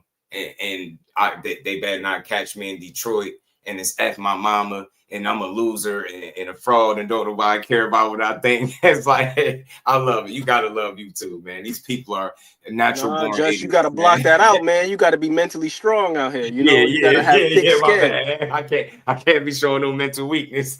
Just come with the game, you know what I'm saying? All strength, no weakness. You know what I'm saying? If I can't accept it, I got to quit YouTube, you know what I'm saying? According to the fans. Man, that's one reason why you got to be mentally ossified out here. You got to be fortified, ossified, and just forged in the fire. Yeah. Sit back and take it. You know what I'm saying? You better not say nothing either. I take my man, but I have to admit, I'm a bit disappointed for sure for him to say fans he's not going to give us big fights. A bit disappointed. It is what it is, though. But I think it's a combination of things, though. And look, I think Mike, shout out to you because I think you're a genuine fan because you didn't slander him to make your point. You get what I'm saying? I think that's fair. Like I think watching a guy, shout out to Legacy, appreciate you, bro. You know what I'm saying? Comments like that, y'all know what it is. You know what I mean? But I think like when you hear him speak about, see how y'all switch up. That's why I be playing them little clips. You see how y'all switch up, you know, when somebody have a tough fight or this or that, or you know what I'm saying? Mm-hmm. Man, you started heading in the direction, Justin. I think it's important to speak on that too. Like you said, it's not just that one thing. And that's where we begin to twist it. You hear a guy like Tank say, all right, I'm thinking about retirement. I'm contemplating walking away from the game. Well, he's doing that because he's scared to fight this one and that one. Right. But Right. once again, we don't know about all of the situations and experiences that he's had up until this moment. Right. That that could basically be the tipping point. You know, like Exactly. that old story about the straw that broke the camel's back. You know why the camel's back broke with that last straw? Because there was a whole bunch of straws underneath that bitch. Man, talk that shit, man. I'm tired of y'all surface level thinkers. That's why y'all think what we talking is fanboy or a fanboy channel bullshit. Miss me with that. Just you don't expect. I'm gonna say this every day till I feel like y'all get it. Don't expect to hear me slandering fighters over here just because your favorite channel might do it. I don't care who that might be. Respect to everybody, but don't expect to hear. Don't expect to be this to be an echo chamber. You're going to hear some different shit. You're going to hear a different point of view. And it's a logical one. Grown men, women, if you're adult, you're going to appreciate it, man. I'm not here to tear that man down. I'm not. And that's why he said, man, y'all just need to be fans. You don't think he heard y'all getting into people's personal lives? Come on, man. I hated seeing all them live streams about Devin Haney in this personal situation. That shit was weird. I'm like, how y'all even do? How do y'all even care about that? I don't care about that stuff, man. I don't care about nobody personal female drama, bro. I just want to see these dudes fight. And if that's what Tank giving us on the way out, then so be it, man. But I know it's more fights to look forward to. Gary Antoine Russell was in the building. Who ain't gonna watch that shit? Y'all not gonna watch Gary Antoine Russell? Huh? Y'all real boxing fans, right? So y'all ain't gonna watch that? Y'all don't like Alicia Baumgartner. If you don't like the way she fight, I know you like her ring walks. Don't lie. Don't lie. Don't lie neither. Don't sit up there and lie. So you ain't gonna support boxing that day? Because of what? You mad at Tank? So is you a boxing fan or not? Do you like to be entertained or not? Is Tank entertaining or not? Have you seen a boring Tank fight or not? That's all I'm saying, bro. Let's relax, man. Let's enjoy it. What happened to this shit being entertaining? Y'all problem is y'all gotta let go a little bit, man. You can't control this shit the way you think you could. Being mad ain't gonna make these guys fight nobody differently. You might as well sit back and enjoy the show. Get your damn popcorn ready, kick your feet up, and enjoy it. You want to call that shit a circus, a spectacle, whatever you want, have at it. They probably calling it that. I mean, shit, they having fun on the internet with it right now, calling it a circus, man. I mean, look at this picture. You know what I'm saying? You think, hey, man, it is what it is. You got a guy making balloon animals and shit, balloon animals. You know, they having fun with it. You get me? Beat his ass, family. You get me? I'm just strictly judging Tank all boxing. That's all, man. I don't want to talk nothing negative, super crazy. Nah, bro. That's why these fighters be tired of our shit, and y'all don't even get it. Content creators getting dissed, all types of wild shit, man. That's nah. We supposed to be bridging that gap. You know what I'm saying? And that's how I think. I feel like we supposed to be a safe space for these guys because we represent the sport at the highest level in terms of people that's talking about it all the time, every single day. It be all types of people, hundreds and thousands of people hearing us talk this boxing shit. You know what I'm saying? Come on, man. We should be building the fighters up. We should be building with these guys. We should be encouraging these dudes to take fights and different things like that. But when they do go take a fight and they lose, we shit on them for 2, 3, 6 months. You get what I'm saying? We drag them for the rest of the year. Matter of fact, we'll drag a fighter for years if we don't like them. So all I'm saying is support boxing. I ain't mad at tanking his moves. If you want to be you mad, ain't even gotta lose. You ain't even gotta lose nowadays. Your performance just may not be what was expected. And then all of a sudden, you this, you that, you got a label put on you. It's new rhetoric every day. You know what I mean? So, and we just got to be better fans in general. Because the same way we sit around and we talking about Tank and Jake Paul and Canelo and Bud, hell, there was a card going on today, or IBA. They was fighting out there in Russia. They was getting it in. That card was like 3-4 hours.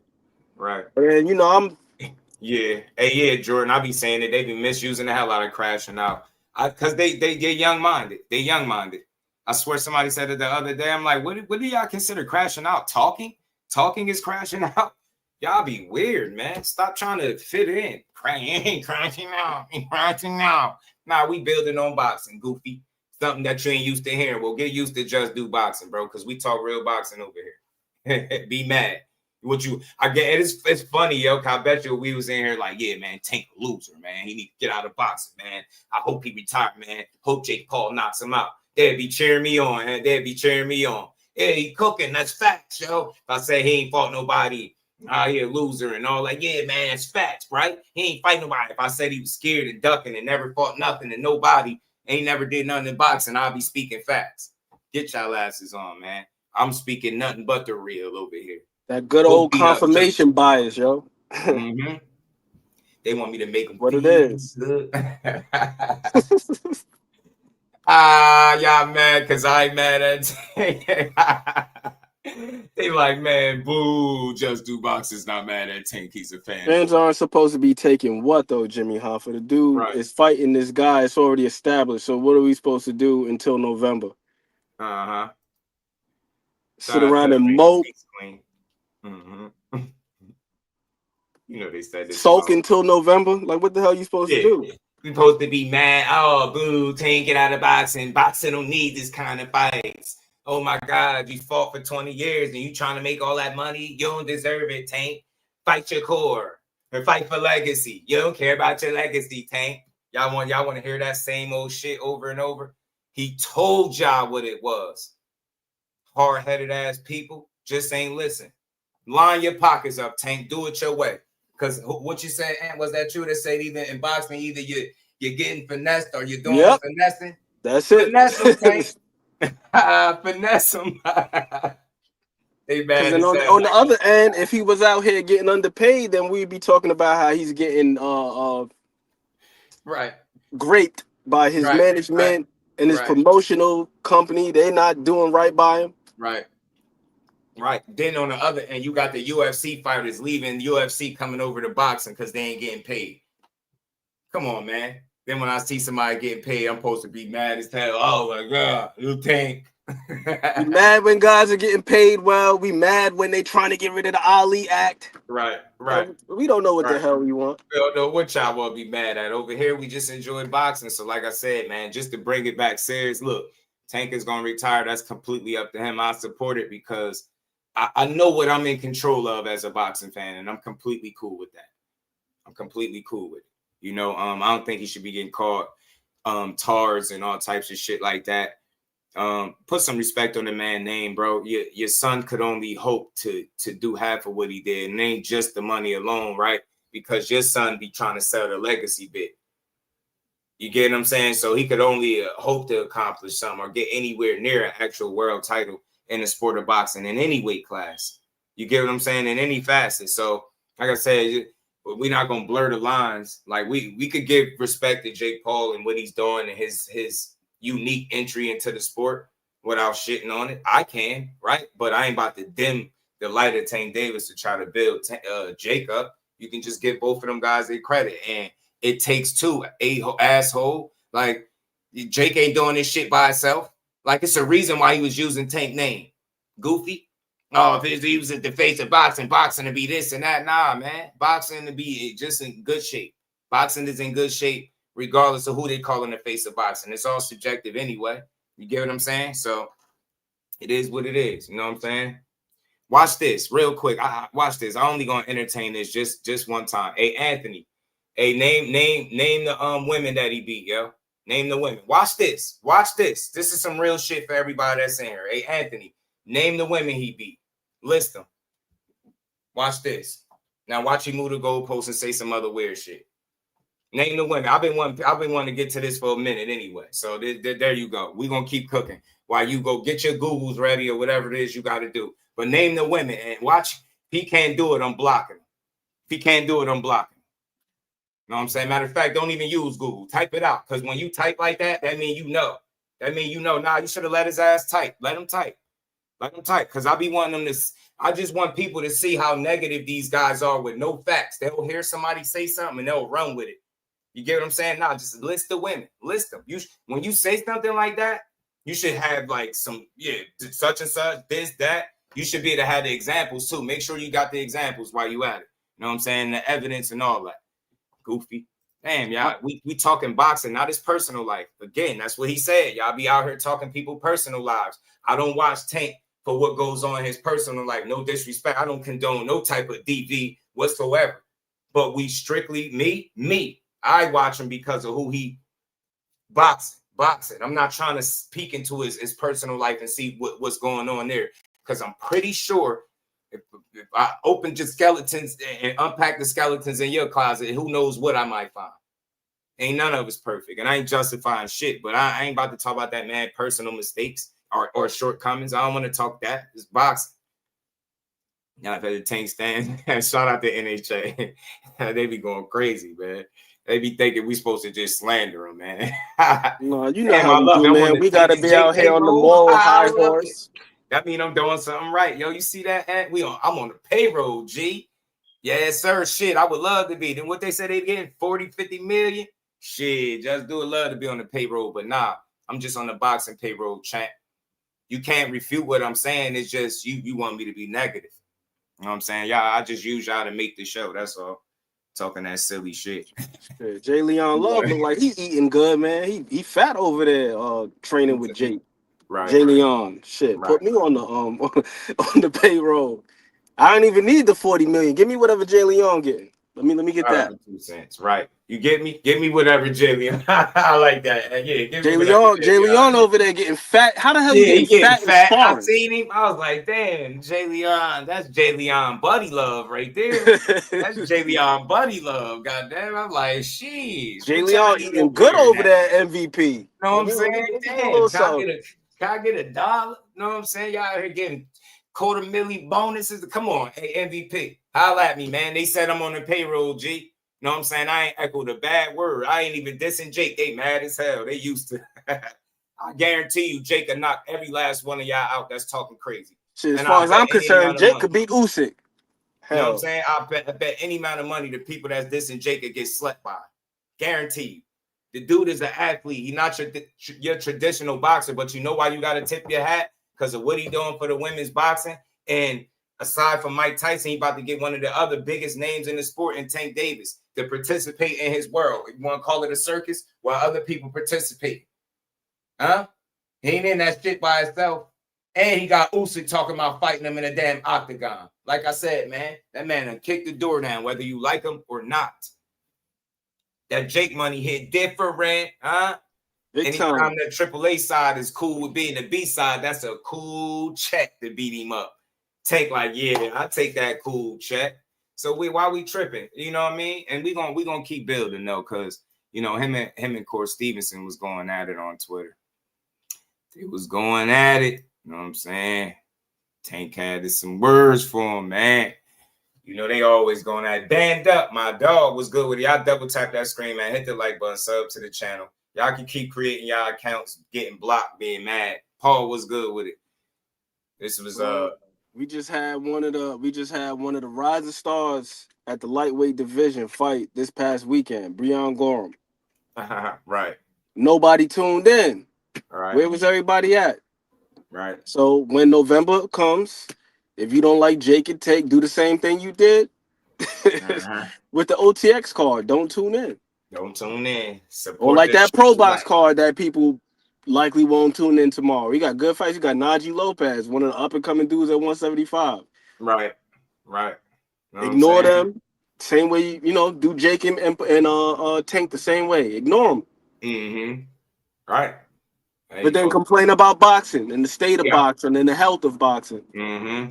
And how boxing ain't this or that. No, we got fights going on regularly. Cry babies. So check it, man. Y'all already know Tank in fight mode. He ain't never gonna have nothing good to say to nobody that could possibly be an opponent of his. But this was something he said to Corey. Is like, how much you making for the TL fight, the fight TL. So like I said, you was hurt. And I know. He said, that's why you in my mentions right now. He said, I know what I did to you when I sparred you, and you know how you will feel if I said I would give you a payday. But I'm turning my back, get it out the mud. We'll see. You know what I'm saying? Look, even with that, it's tough because that's obviously they got history, so it's easy for them to go left or him to go left. But as a fan, a fight fan, like I don't care about him. See, if I was sensitive like some of the fans, the super fans of Tank, I'd be like, see, Shakur shouldn't fight him. Tank talking crazy. He every time he responded to Shakur, he say way worse shit than Shakur's ever said to him on any level. From what I've seen, and I followed them back and forth for years. So I don't get into the personal shit, but I just wish it was more boxing related. Like I wish he was saying, "Yo, when I get done with this, I'm beating your ass too." I really do. That's just what I wish. You know what I'm saying? A1 Hoops on my brother. What's good with it? But I ain't. You know, it is what it is, man. I would love to see him say that and, you know, challenge him to a fight, but I think he toward the end, man. You get me? I'm going to say this. To all of those people that were arguing with me saying the reason why this fight ain't happening is because Shakur ain't do X, Y, and Z. Shakur didn't DM him. Shakur didn't press him for the fight. He didn't check his temperature. He didn't get in touch with his people. He didn't sign to the PBC. He worked with Eddie Hearn. He told him not to reach out for the fight. They sent the contract. He turned it down. All of them different things. All of those different people that said that stuff to me, y'all was mad, arguing for Tank, bragging about his AAA side, flexing it like you getting paid, but then at the same time, you're stripping them of any responsibilities that comes with being an A side, meaning you're responsible for making your fights because you're the one that's going to be making the offers. You're going to be the one getting your opponent paid and X, Y, and Z. But people told me, nah, that's not how he make his fights. People got to come to him. That's what I was told. Well, what is this telling you right here? This is for all of the people saying Shakur this. He's with this one. He's with that one. This is why the fight ain't happening. He's talking crazy. He thought he was his friend. He mad at him. He called him out. He said this and that. Look what he said right there. You could choose to digest it how you want. When I said he wasn't interested in fighting Shakur, I never said he was scared, ducking him, avoiding him, none of that weird shit. I said it didn't sound like he had an interest in fighting him or he wasn't a priority. He wasn't prioritizing a Shakur Stevenson fight. Right? Why did I feel that way? Because of the last X amount of times being asked about him. He had very negative responses. It wasn't never a yes. It wasn't a no either, but it was like basically get the hell on, stop asking me about him. That was consistent. So that tells me what? I'm not prioritizing that guy. If you want to say it's because he ducking and he's scared, have at it. I choose to think for myself. He's a grown man. I don't think he's scared. But again, if you are halfway checked out or if you thinking about walking away from the game, I'm just calling him shit, spade a spade. Shakur Stevenson is not necessarily the guy that you think about fighting if that's something you want to do, right? If you thinking about walking away from the sport. And whatever they issues is, they little personal situation, I don't care to get into it. And look what he said right there. You know what I mean? Imagine how you would feel if I would give you a payday. If I would give you a payday, not you got to DM me, not that you got to call Al Heyman, not that you got to sign to the PBC, not that you with Eddie Hearn. If I decide to give you a payday, is pretty much what he's saying. But I'm turning my back, get it out the mud. So he basically saying, get your money without me. I ain't fighting. All I'm saying is I never disrespected or diss Tank when I had this conversation, but I've been disrespected for people having this conversation, for me telling y'all exactly what the fighter has been saying. He ain't thinking about fighting. There's other people that's going to go left with that. I just don't think Shakur Stevenson is a priority. It's unfortunate because we would all love to fight. But with him saying this, I don't have high hopes that we'll get it. Now, y'all can go right Tank all, call him what you want, but that's on y'all. It's just unfortunate, and I wish it was something different. You know what I mean? I wish he was saying that he'd beat his ass or something like that. But Shakur did respond to this. Where is it? Oh, no, that was the other guy talking about retire. This was his response to it. He said, that's how I know you soft. So I can't even go back and forth with your soft ass. You rather pop to me on social media than get in that fire and get embarrassed. I get it. Peace and blessings upon you, cuz. And that was the last I seen of it. I don't know if they went back and forth. I got you, A1. I got you, bro. I don't know if I don't know if they said any more after that. But look, that's them. I don't care about their personal spats. Shakur still want to fight if it can happen. That's all I can say. He's never wavered on that. The only thing he said in recent memory is that he don't feel like it's gonna happen because, he feel like Tank don't want it. He don't want it like he do. He don't care about being great. That was his opinion of it, right? He don't care about being great, so he don't want to fight him. That's pretty much how he feel. With Tank saying this, is Shakur wrong? So all those people that was saying the reason A1, I'll send it to your phone, bro. All those people that was saying, you know, the reason that they didn't fight is because he felt like they wasn't friends, or Shakur stabbed him in the back and did all of this stuff. There you go, right there.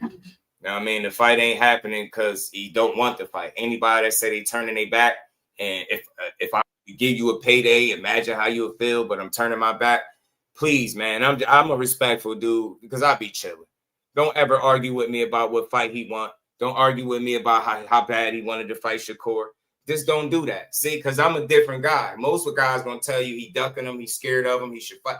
I'm gonna just tell you based on what he's saying, don't sound like that's a fight he looking forward to, right? I got the nice approach, but don't take this shit for a weakness, man. I'm just being level-headed. I ain't got time to paint these guys out as ducks. That dude been sounding like he been ready to walk away for a little bit of time now. So the timing is unfortunate. You want to see the fight, but as I said, and I stand on it, don't ever argue with me about how he want this fight or what needs to happen for it to be made and how this one need to be DM'd and how press this one and press that one. I don't want to hear that type of talk because one thing I do know, when fighters want to fight each other, they fight, right? You know what I'm saying? So, like I said before, this shit is unfortunate, but it's like a fantasy fight at this point. Fantasy fight. What's good? 503 A1. What's good with it? What's good, bro? This ain't even a fantasy fight, man. Tank, I said it in the chat, bro. I said, bro, ain't no way Tank wrote them sentences like that. Dude cannot put together a sentence like that, or sentences, multiple, a paragraph, whatever you want to call it. He not putting together something like that. And then on top of it, like, look at what he said. I'm like, bro, he didn't write this. He must have said it, and somebody else must be controlling it. And they try to misspell or use different words and make it seem like it's him. Because I'm like, when dude in front of a mic, it's like he went to the same school as Rolly, but he was 2 classes below Rolly in that special ed class, bro. Because I'm like, Rolly got the gift of gab of being able to say some stuff that'll make you laugh, but it'll make sense. This dude, on the other hand, bro, like when he's saying something, you can't understand him. It's like he's scared to speak, or he's scared. Like, but I'm thinking like, okay, maybe he just stage fright, right? When he at home or something, or when he's just with his boys, you know, he can probably fire it off and quick, you know, rapid session or something like that. But then I'm like, at some point, bro, as long as this dude been in the public eye, you got to be able to put your words together to say something. And I'm like, bro, you giving big bang energy. You ain't really saying like, all right, man, let me dead this conversation in its entirety. Let me go out here and smoke Shakur so then that way people could say, like, I don't have to hear about this dude no more, no matter what. Instead, you saying, I don't want to give you a payday. Last time I checked, bro, you in the business, you in the hurt business. Like, that's one of the few only sports where you literally can say, I don't like you either. Okay, let's fight then. And you legally can go in there and put somebody to sleep, whether it be, you know, indefinitely or permanently, and you're not gonna get in trouble for it. It's like people that be at jobs working 9 to 5 they be itching. Like, say you work in customer service, you be itching to hang up on a customer or at least cuss them out one time. Bro, you can literally go punch your coworker and get paid for it because that's your job, which is boxing. So right. I'm confused. Like, why are you so focused on talking about all you want is a payday? That's why you fighting Jake Paul. Like, I mean, you prize fighters. Everybody want to get paid, but at the same time, it's like when enough words are said, bro, and you know, like, all right, then you not only have you did this, like you tested my patience now. Like you're trying to make something seem it ain't what it is, so we can line it up, put it out there on the big stage, and I'm gonna show you and expose you that you're not really who you think you is. You're not like that. Your fans been saying this and that and all that type of stuff. But instead, bro, we get you know minimal words on mic and a lot of words when he you know what I'm saying writing it and can't really put them sentences together like that on the mic. Right. That's why I'm like, I don't even think he writing it. That's why I literally was like, nah, he ain't writing these, bro. Like, ain't no way. This dude is literally like, literally sitting there telling somebody to write it. And I know a lot of them, they don't really control their own social medias like that. But at the same time, it's like they gotta have some type of input or say what's being said though. But that dude on the other end, he don't care. He didn't said it on a multitude of occasions. About he don't care about he fight who he want to fight. Only thing he care about is making money.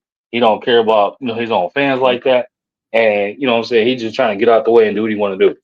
Now he done said it plenty of times. People just ain't listening, but I'm just like, yeah, that's cool and all, but at the same time, like, why not? Like, is there not a competitive side in you that make you want to be like, all right, let me go ahead and not get this little dude out the way, so then that way, you know what I'm saying? Like, it's over and done with. Right. Like, don't get sensitive every time he's brought up by reporters. They're gonna keep bringing him up because he's one of the top names in your division. Like, that's the only reason, bro.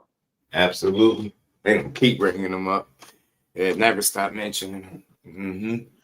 I just wish. I just think there's a lot of contributing factors that stop that. And one, you know, you could say he again prioritizing that fight. And I'm just going off of my opinion. I think they really convinced him that dude wasn't worth fighting, because I know once upon a time he talked a different way, and then that shit changed. I guess once they actually was a real conversation as far as fight, you know what I mean? That shit kind of changed, and he just had nothing good to say. Just sound like you just never know what to go with, because you'll let his fans tell you. They'll tell you he thought they was friends, and then Shakur said that he thought he wasn't gonna fight him in an interview. He said he ain't gonna fight me. And that's what he got mad at, and that's why Shakur stabbed him in the back. That's some whole shit. I'm like, no, that's fucking boxing. You asked him his opinion. He's supposed to lie to make Tank feel good. Tell y'all I don't think he's gonna fight me. And here we are in 2025 with no fight. I'm not throwing that at Tank like that, but I'm just calling what it is. Are you mad at Shakur for saying what he felt? Or are you mad at Tank now for it being exactly what it is? And he telling you right in your face, he ain't giving him no payday.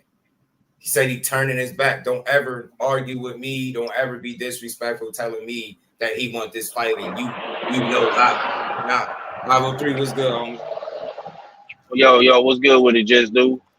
Salute to the panel, my boy A1. I see you, bro. Shout out to the mirror. George C. What's good? What's good with it, bro? Hey, can I respond to this T-Star, whatever his name is, super quick before you cook? He said, hey, why didn't you tell Floyd that when AB wanted the exhibition fight? Maybe you wasn't around, or maybe we ain't really spoke like that. But I told Floyd he should go in there and get AB that payday, because he called him his little bro at one point. Why not do it? I wanted to see that exhibition. Why not? If you out here finna fight Mike Tyson for an exhibition, why wouldn't you give Adrian Broner that same thing? I did say that, but my bad. Go ahead. Nah, you good, bro. Listen, bro. I think a lot of us is looking at it wrong. The real question is why is Tank switching up all of a sudden? You know, because in a matter of fights, bro, if you look at him versus the Frank Martin fight, right? That's when he had the red fit on. And he was signing the gloves, and he was like, he got the hit list. You know what I'm saying? Then it went to Ryan. He was still saying he gonna make the fights. You know what I'm saying? And like when he got to the Lamont fight, everything just started changing. And then they dropped the documentary, and they was like, oh, his biggest fear is, you know, losing. And I think he had a wake-up call, like when all that Devin shit happened, bro. Like when fans switched up on Dev. He probably won't say it, but I really think like when he be like, man, these fans, they switch up. You know what I'm saying? You be on top for so long, then they want somebody else to come in. So it's like when Tank really talk and he elaborate on shit, bro, he kind of telling you what I'm telling you, like y'all, like the fans is fickle. Y'all don't motherfucking stay down with y'all fighters. Y'all jump from fighter to fighter. You know what I'm saying? And he basically saying like fuck y'all. You know what I'm saying? But this tweet, I listen, man. Tank don't got Tank is so much of a polarizing entertainer, bro. He don't really have to do much, bro, and the shit go viral everywhere. You know what I'm saying? That too, right? Yeah, like this little Twitter thing exchange he had with the people, bro. It get people talking, it get people excited. Like he been telling Shakur like nigga, he ain't fucking with you, basically, like, you know what I'm saying? And he can really flex his muscle on niggas because to everybody, bro, he is the A side outside of, you know, a guy like Jake Paul. But you know what I'm saying? This shit right here ain't really telling us something we don't already know for real, bro. Like we know he don't want to fight he don't want to fight Shakur, or he don't want to fight none of the rest of those guys, bro. And I might don't like it as a boxing fan, but I can respect a man being honest. And I've always given Tank credit for him being honest. Like, even though he did switch up, like I said, it's very important. You gotta look at the timeline, bro. From when he was fighting Frank Martin to now, he switched up. But in the process of him switching up, he gave his reasons as to why he switched up. And he ain't lying no more, bro. He get tired of motherfuckers asking him the same questions over and over, and that shit just get irritating. You know what I'm saying? Yeah, man. I can't disagree with it. Yeah, man, I remember the energy, and like I said, you just never know. When I really started hearing the energy be different or feeling it, like he was disconnecting from the sport, was with the Lamont Roach press conferences. The way it looked off. He looked disconnected, like he didn't want to be there, like he had better shit to do. And I don't know. Like, look, that's why I played the clip from Tim Bradley. People could say what they want. I just like different perspectives. Say, man, he could be tired of politics, X, Y, and Z. It could be a lot of different things. Or it could just be he don't want to lose, right? Ain't nothing wrong with saying it. That's not dissing him. If you feel that way, you feel that way, you feel that way. But again, the timing is it's bad for boxing, right? It's bad for us fans, right? It's unfortunate because now it's like we ain't getting that fight, but he telling you what it is. Told you what it is. And here, this was Core's most recent tweet right here. He was saying, man, hell yeah, for future references, don't ask me about that little girl no more. This go for all reporters and interviewers. I don't want to hear that shit no more. She told y'all she would never fight me, so officially moving on. Core, wow. But yeah, man, that's one of the reasons why when I spoke to him and speak to him, that's not something that I was in a rush to ask about, because it's like what do you expect him to say? How many times do you think he want to hear that? Do you want to fight Tank? Do you want to fight Tank? It's the same. He's never said no, ever. Never said that. And he officially moves on once the guy let it be known. So that's for all y'all. I want to see how they going to spin this. And this is strictly for them people that will argue that he was going to fight this dude X, Y, and Z, but it was Shakur this. He let him know what it is. If I give you a payday, because y'all was ignoring it. So now maybe y'all accept it when he told him that. Now go ahead and justify it and say the reason that he's saying that he won't fight him is because Shakur did some mysterious, weird shit and stabbed him in the back. Oh, but hurt his feelings, I guess, or ego when he said, I don't think he'll fight me. He wasn't supposed to say that in the public, I guess, because according to some of the Tank fans, he thought they was friends. That's what people told me.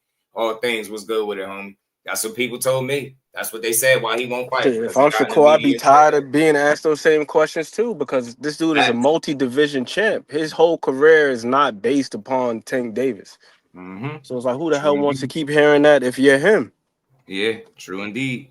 So shout out to Tank, man. It's all about prioritizing what you want.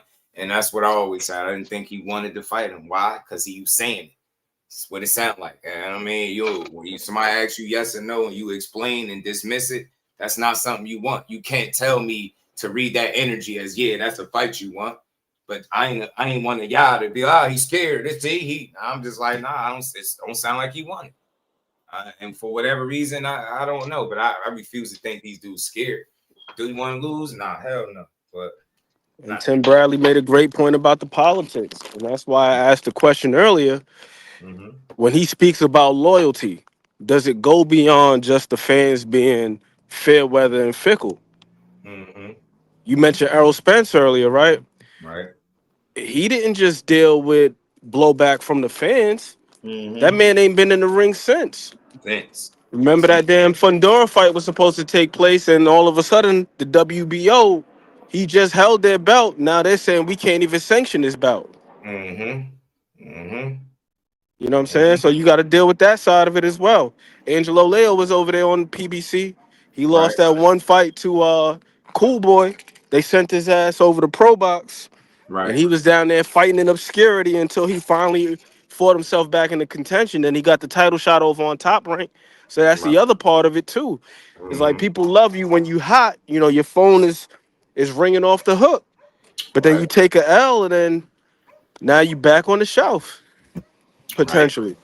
And that's what Bradman was talking about. That's why I had played that clip for y'all a while back, because he said it. These people would know, but we don't be trying to take heed. Man, there's a price to pay when you demanding things and asking for fights or going against what the initial plans are, like basically upsetting the natural order of things, and then it don't work out. You get what I'm saying? Then it's like there's no recovery plan, there's no backup plan. It's like, oh, you're gonna be on the shelf for a while. And I still to this day I feel like that was one of the reasons why you got EJ still out. Yeah, it's more. I heard the legal situation still looming with Derrick James or something like that. It could be coach, him finding a new trainer, whatever the case. But I don't give a damn what nobody say. Had he won that fight, I don't feel like he'd still been on the sideline. Like, you get what I'm saying? That's just what I think. Can't say that's the fact. This is how I feel about it. But it's even crazier to see how people dismiss them after giving you the fight you wanted. That shit just will always blow my mind. Not only that, bro. In this era, bro, with social media, bro, with podcasters and YouTubers and journalists, you know, all these boxing blogger channels and stuff, bro. We a little like, bro, like honestly, I'm not talking about anybody specifically on this panel or the chat. Like we all have our own opinions and perspectives, but this era, bro, like we are a little too overreactive. We a little bit too overcritical. You know what I mean? I agree. Like 1,000,000%. You know what I'm saying? Like I'm a 90s baby, bro. I was born in the early 90s. So when I was watching boxing, you know, as a kid, watching Roy Jones and Tyson and Lewis, you know, all them dudes was losing, bro. You know what I'm saying? And like like, you know, my pops and my uncles, bro, they would still, you know, support them. They would still buy the fights. You know what I'm saying? They would still get the Ring magazines and, you know, get the cassette tapes and DVDs and watch all that shit, bro. So it's like now, bro, you know, a fighter take a bad L, like you were saying about Earl Spence, the homie was saying about Spence. You know, he's a meme, he's viral. You know, people is talking crazy about him. They saying he trash.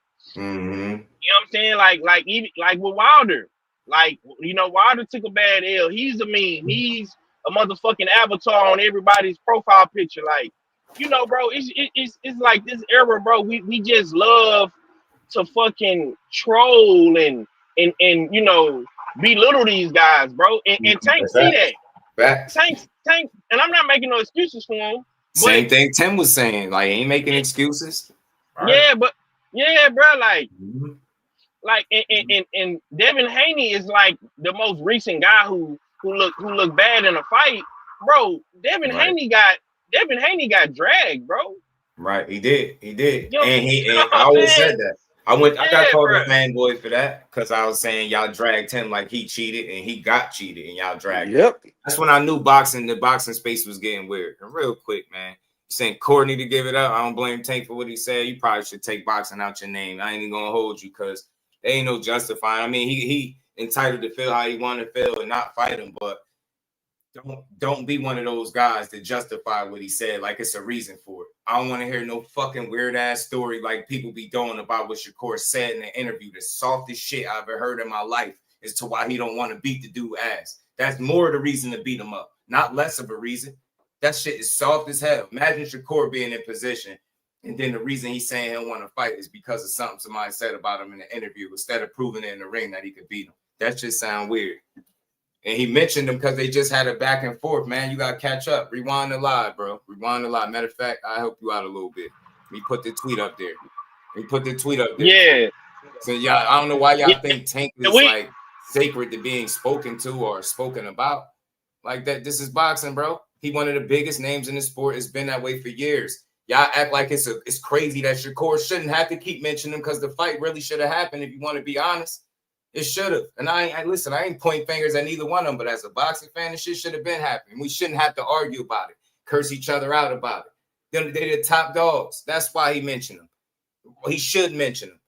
And if he wasn't, then y'all probably be saying he was scared to mention them. That's why he was calling him buddy, because he get tired of every time he say his name, y'all act like he doing something wrong.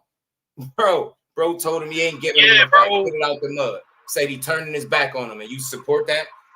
I don't rock with that. I ain't gonna diss Tank, but I don't necessarily see it that way. I don't look at things that way. I don't think he should call it like that. But I can't tell him how to feel. He got his reasons. Right. But as a fan, I would rather him say, "Yo, when I'm done with this, I'm gonna beat your ass." Like when he made that comment, I'm gonna beat up that houseboy from Newark. I'm gonna whoop his ass. I don't be soft and like, oh shit, man, why you talking so crazy in Chicago? I be like, yes, that's what I want to hear. It's the fight business. I grew up with Mike Tyson saying, y'all know the line, y'all know what he said to do. Come on, man, that shit is wild. Then you telling me Shakur getting in the interview and just saying, yo, I don't think he's gonna fight.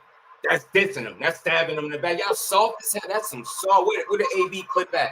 Shut that soft ass shit. That's some soft shit right there.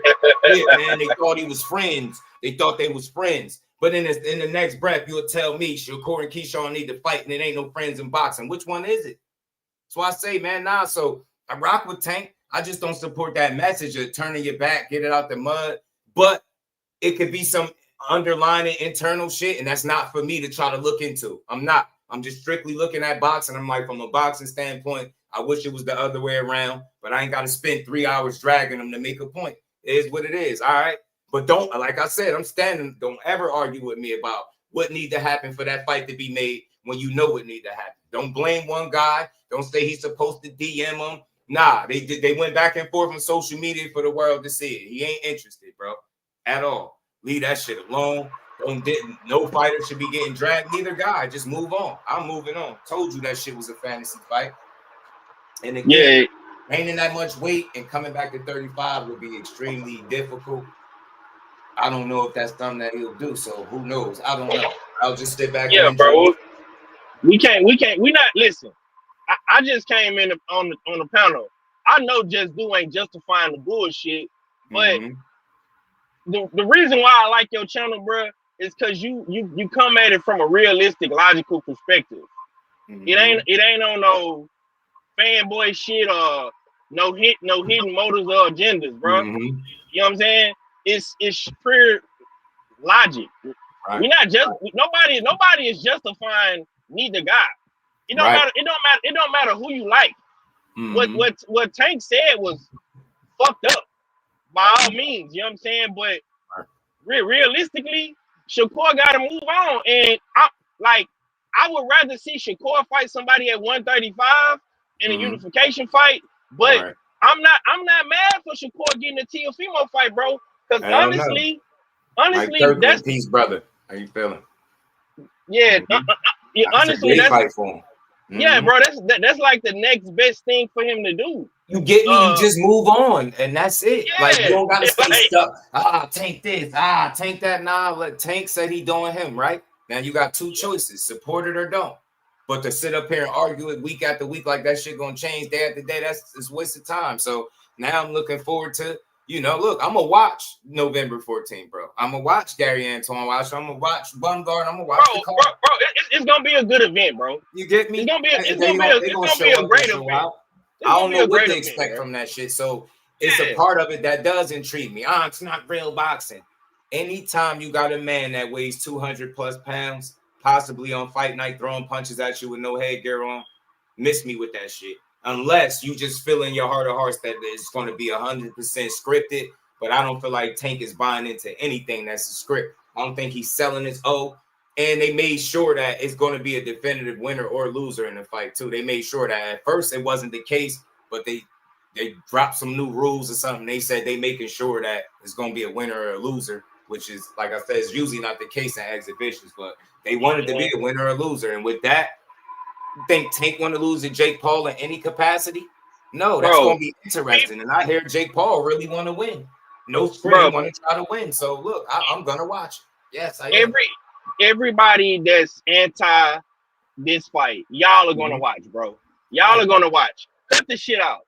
We all love, like Triple G used to say, big drama show. Everybody loves a motherfucking big drama show, bro. I don't give a fuck what niggas talking about. Just do. Niggas is gonna watch that shit, bro. Mexicans is gonna watch it. Asians is gonna watch it. The whole world is gonna watch it, bro. You wanna know how? Because men lie, women lie, numbers don't fucking lie. And every time Jake Paul is associating himself in an event, bro, the shit goes up. Guess why he's back on Netflix once again? Right. Once again, bro. Like, and this proves what I'm about to say. We just seen, and you've been talking about this shit for weeks. We just seen Crawford Canelo for undisputed, all the legacy in the motherfucking boxing world. This the winner gonna be put on Mount Rushmore. He's the greatest. He's the GOAT. Right. All that, bro. That shit did not do better numbers than Jake Paul. Right. It did not do better numbers. So that tells me right there that motherfuckers is tuning in for the big drama. They want to see it, bro. Right. I'm gonna be honest, bro. I think the Tank fight is gonna do better than Mike Tyson. I think they're gonna, man. Just because you ain't think you would see it, and this Tank is the spectacle, right? You like, man, how is it even gonna look? He giving up this much weight. I'm interested to see how much he gonna come in. Like, I just think people used to complaining. And that's what the overall feeling is for people. It's fake fight. Let's complain. Nah, bro. Netflix, I got an account. Shit gonna be free. Real fights on the card. I'm gonna sit there and have my popcorn. Well, really, I'm gonna have my, you know what I'm saying? You gonna have your just do. You feel me? Get me, man. Yeah, bro. Sit back and just enjoy it, like, or don't. But I would say, even if you hate that fight, support Gary Antoine Russell, real diehards, right, bro? People is gonna watch that shit, bro. Right? People is gonna real fight. There you go. People gonna watch that shit, bro. I don't give a fuck what nobody says, bro.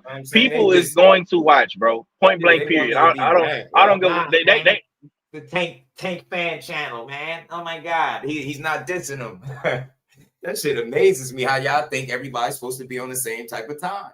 How you think I think it makes absolutely no sense for me to spend a second of my life being mad at a man doing some shit that he want to do. Especially when he basically prepped you for some shit like this. Telling you, bro, my money. Y'all want to keep saying, nah, legacy. He say he don't care about legacy. Y'all tell me everybody he gonna fight. You argue, you get disrespectful. You go against what he say. He tell you he gonna retire. Nah, he's not.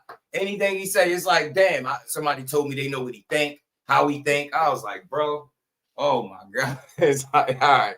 That's why y'all lost. That's why y'all stressing now, or y'all mad because y'all didn't listen to the fighter. You know what I'm saying? And y'all act like their primary goal is not to get paid. Shit, let somebody tell me they gonna pay me whatever it is they reporting. I don't even want to be wrong and throw the wrong number out there, but whatever the hell that shit is, get it to me. Give me half of it. give me a quarter of it. And see, don't I go in there and let Jake punch me through the ropes somewhere, bro? Hell, y'all talking about y'all gonna get that money too. Jay Smith, what's good? Wyattson, what's good, homie? What's good with you? Talk to me, bro. I said it on my live last night. The biggest problem in boxing is boxing fans. Talk on it. Right? YSM, salute, brother. What's good, Joe? The biggest problem is boxing fans. Boxing fans want to project ideals on to fighters that fighters don't have. The reality is they get emotionally attached, either negatively or positively, right? They say words like we, us, when referring to their fighter, and he doesn't know you. He doesn't help. You don't help him train. You're not a part of his team, but you say we and us, and then you go around attacking who you consider to be his ops. And the reality is you're the problem. And you've seen Tank fans, and I'm not just talking about his fans. I'm talking about these boxing fans in general, but you've seen Tank fans attack Shakur, attack Devin, go on Twitter and just be unmerciful. Only for Tank to turn around and call these dudes dick eaters and all kinds of stuff. So it's actually like karma. It's actually like kismet. I'm actually enjoying myself because that she just let dudes know, stop dick eating, yo. And go back to enjoying the sport instead of being man fans. Stop weaponizing your fandom because you end up looking stupid. The reality is, bro, I'm not mad at him because he's doing exactly what he said he'd do. People want to put legacy on dudes and put them on a pedestal. They are men around these dudes all the time. They regular guys. This is their job. That's it. For us, it's our favorite pastime and we love it. This is them punching the clock. I don't see a dude watching videos on trucking if he got a CDL. He probably watching Netflix. He's probably watching battle rap. He don't want to be talking about no trucks. Like these fans got to chill. And I talked to MVP Promotions, and the money that he's set to make, if everything goes right, bro. Look, I'm talking about not even life changing. I'm talking about the Davis family going forward. Nobody's going to be broke. That's what it's all about, right? So you rather him make 20 than now I'm gonna say the word us. Us get that money. People that look like us get that money from Netflix. That is, and it's above 150, by the way. But people that look like us get that money from Netflix. Ain't that what this is about, though? This is about changing your family stars and getting out of poverty, right? They think what they want at home is more important than them people securing their futures, and that's where they bump their head at. They're allowing the game to confuse them, thinking that fighters supposed to give you exactly what you want because you pay for it. And I understand as a consumer, you feel like you should be able to move the needle to a degree, but it's the way we go about shit. You don't get a fight don't get made. We start spewing all types of nonsense in the boxing space, man. And then you wonder, these fighters start to hear this shit, man. Y'all heard Core speak on it. The attacks when somebody lose, this is coming from somebody that ain't came close to losing. But look how we drag. Look how we do these fighters, bro. And then you wonder why God talking about getting money and getting away, going on the island and getting away from people. But we gonna keep ignoring it. Josh, the reality is they make it so fighters don't want to interact with fans. Yes. They don't even realize, bro, they're never going to take you seriously, even if you have validity, because of how dudes carry it. You get a win, you a bum. You get hit, you a hype job. The reality is they put out so much negatively into the fucking atmosphere that you don't know what's valid or invalid. And so people are going to turn a deaf ear to you because you talking shit no matter what I do. So if I win, you talk shit. If I fight this guy, you going to talk shit about me not fighting the other guy. So I just might as well do what I want to do because you going to talk shit. Thank you. It's what I've been saying, bro. And then y'all wonder why Tank said I'm doing me. He said, I'm going to act accordingly. Ain't no loyalty in this shit. Y'all switching side. He's telling y'all just, they don't think that the fighter has a say in how this shit going, right? We got all the opinions in the world on they shit. You don't think they can have an opinion and they're the ones doing this shit and dealing with it on a day-to-day? And all we got to do is type and talk shit? Come on, man. This shit is not real, man. You can't even refrain from chips, but you want to tell a motherfucker how to cut 25 and 30 pounds. You can't even quit drinking, but you want to, you know? Come on, man. Now, if you want to talk about legacy-wise, we don't know if Tank's the best because Tank never bothered to show us. So when looking back, am I going to say Tank was one of the best fighters of his era? I don't know. He could have been. But he never bothered to show us. And if he's comfortable with that, then I'm comfortable with that. Motherfuckers be around here really, real life upset about moves that other dudes make in their life. You are too emotionally invested in shit that you don't control. Focus on you. Yes. What part of the game is that, bro? Oh, I'll only support you if you do what I think you should do at home. How you sound, man? You're not in no negotiations, bro. They're not thinking about your individual opinion when it's time to sign on the dotted line, bro. They got to do what's best for their careers. And I know for a fact, based on the limited experience that these fans got, if they listen to y'all, their careers would be short as hell. Listen to y'all. Take less. 7 straight tough fights. Call his bluff. All this stupid, man, y'all trying to apply street terms to boxing business, all this stupid shit. Like, no, man. Street thought process to boxing. No. Ain't no first ones to laugh at you when you lose, though. What they supposed to get. I think we could even take it a step further, Just. We would say that boxing itself would never even be at homeostasis if these fights were made in the manner in which a lot of fans want them to be made in. Facts. True. And YSM made a great point. But I would even say beyond projecting ideals on fighters, is having this idealistic view of boxing itself. Right.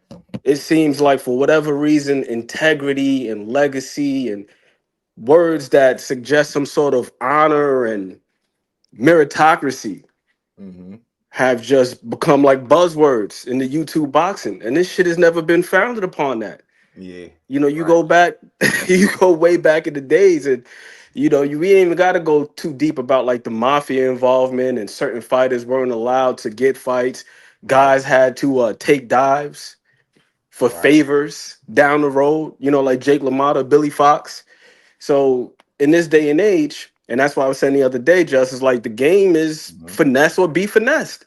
Yeah, yeah. So I'm not mad at anybody who's able to find the easier route to the biggest bag possible.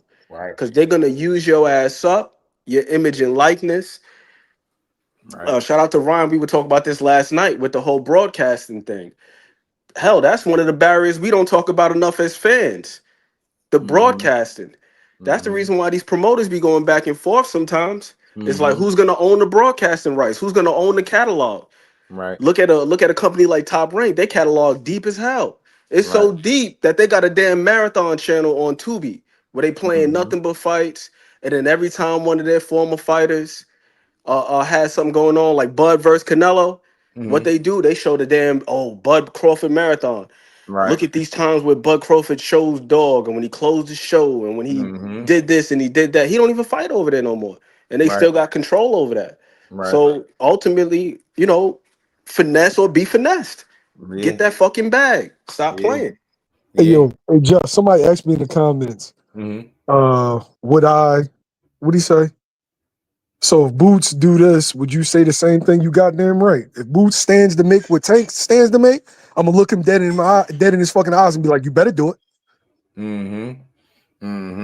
What y'all think? We gonna switch it up here, real one, bro? We're not just thinking from a selfish fan perspective. We're realistic. Like, and I told y'all, it might be hard for some of y'all to do, but hypothetically, put yourself in the shoes of a Gervonta Davis or anybody that stands to make that kind of money in any profession that you've dedicated 20 plus years to.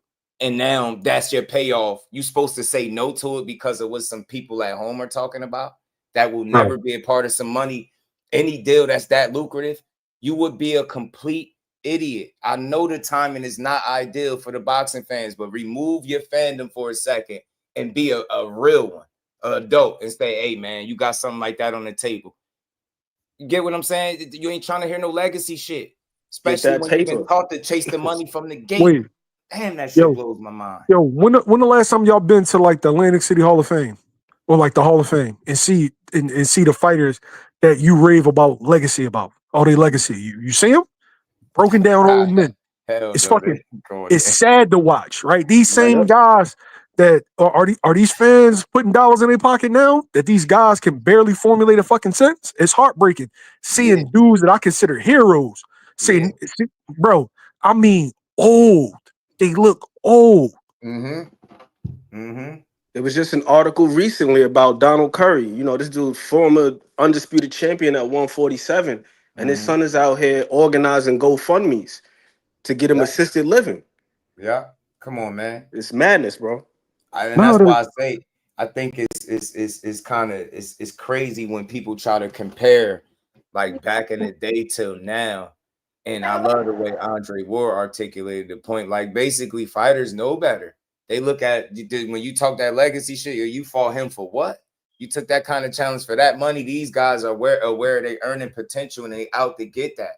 And if you can get some legacy along the way, depending on how you want it and what your, how you think approaching the game, then you're gonna do that too. But they're gonna go get paid, bro. And I like I said, man, you'll be a fool not to.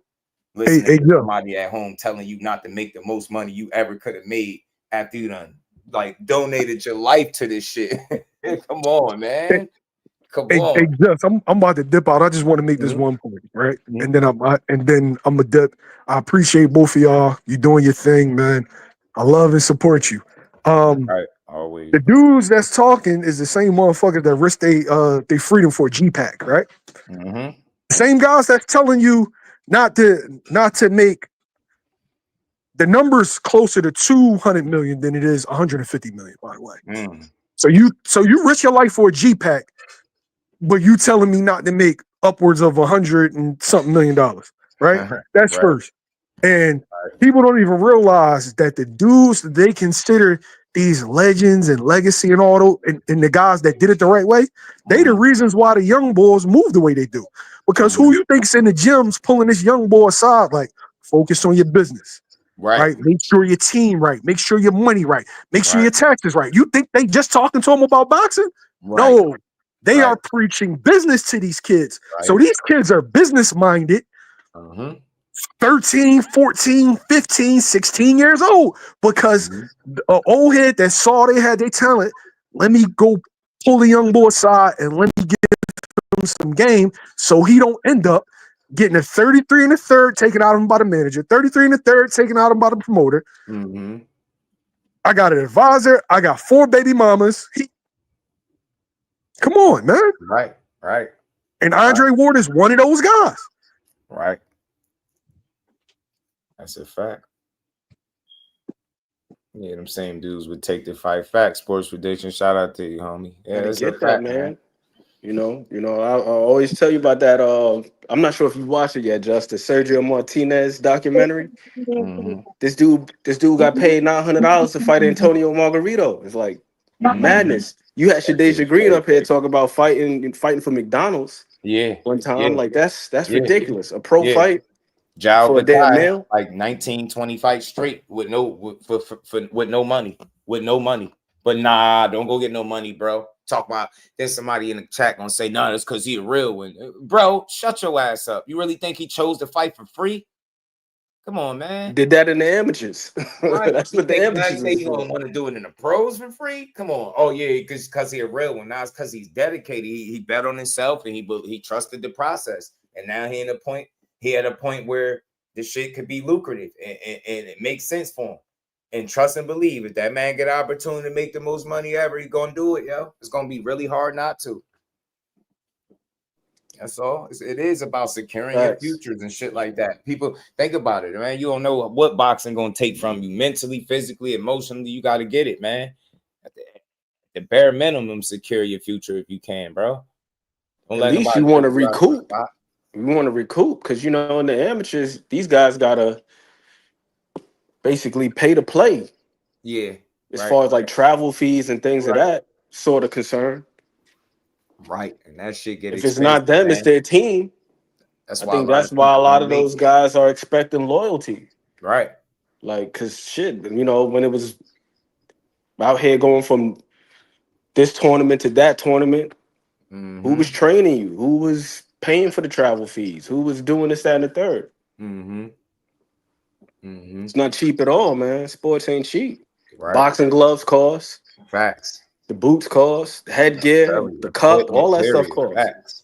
Travel expenses, like that shit get expensive. Travel, hotels, all types of shit, man. McGavin, nah, man, it's not just about being scared to lose. I mean, look, none of these guys want to lose. Make no mistake about it. But I kept pointing to and highlighting what Shakur spoke on. I think that was the Gills Arena when he was on there, because it made sense, man. Like, it's not about just being scared to lose. It's the fallout if you lose. People completely write you off. The man that you retire, now you exposed. Now you getting dragged for the next X amount of months to the next year or to your next fight. That shouldn't be part of the sport. Yeah, criticism here, there's some memes, have some fun with it, but we've taken it to a point, to a whole nother level where now the fighters are full aware of this shit. You just heard what YSM was kicking. This is why they turn a blind, deaf ear to y'all. They don't want to hear this shit. They don't, you know what I'm saying? You don't know who's being genuine and who's not, who really being a boxing supporter and who not, who trolling and who not. Like, because we just go above and beyond to slander these guys after they doing something that is deemed difficult, man. They fall short in a title fight or, you know what I'm saying, challenge for some belts or whatever, fight a big fight and step up, they lose. Now it's they trash, they got exposed, they bums. You get what I'm saying? It's the same old shit. They get tired of that. So I don't care what y'all saying. You could keep ignoring the fact that we I don't give a damn what nobody say. We as the fans contribute to the lack of the fights we get to a degree with these guys when as it pertains to guys wanting to take challenges. Yep. And then here's the reality about boxing. It's not like every other sport where you sign this contract and you're guaranteed X amount of dollars for a duration of time. You know, it's based on your market value. And your market value can take a hit if people are talking negatively about you. So it's like, who the hell wants to deal with that? So it's not just a pride thing or an ego thing or not having thick enough skin. You seen that was part of not Ryan Garcia, Devin Haney's lawsuit, which is completely understandable. It's like, now I'm dealing with all of this. This could drop my value. Shoot, I'm not just talking about one person in specific. I'm talking about across the board, fighters in general. And then you don't think that the people who are organizing these events are looking at numbers and projections and this, that, and the third. They're not pulling the trigger on something unless they're certain that they're going to be able to make their money back and then some. That's why a lot of the fights don't happen. It's like, yeah, it sounds like a good fight on paper, but it's like, yo, how many tickets does this dude sell? What about this? What about that?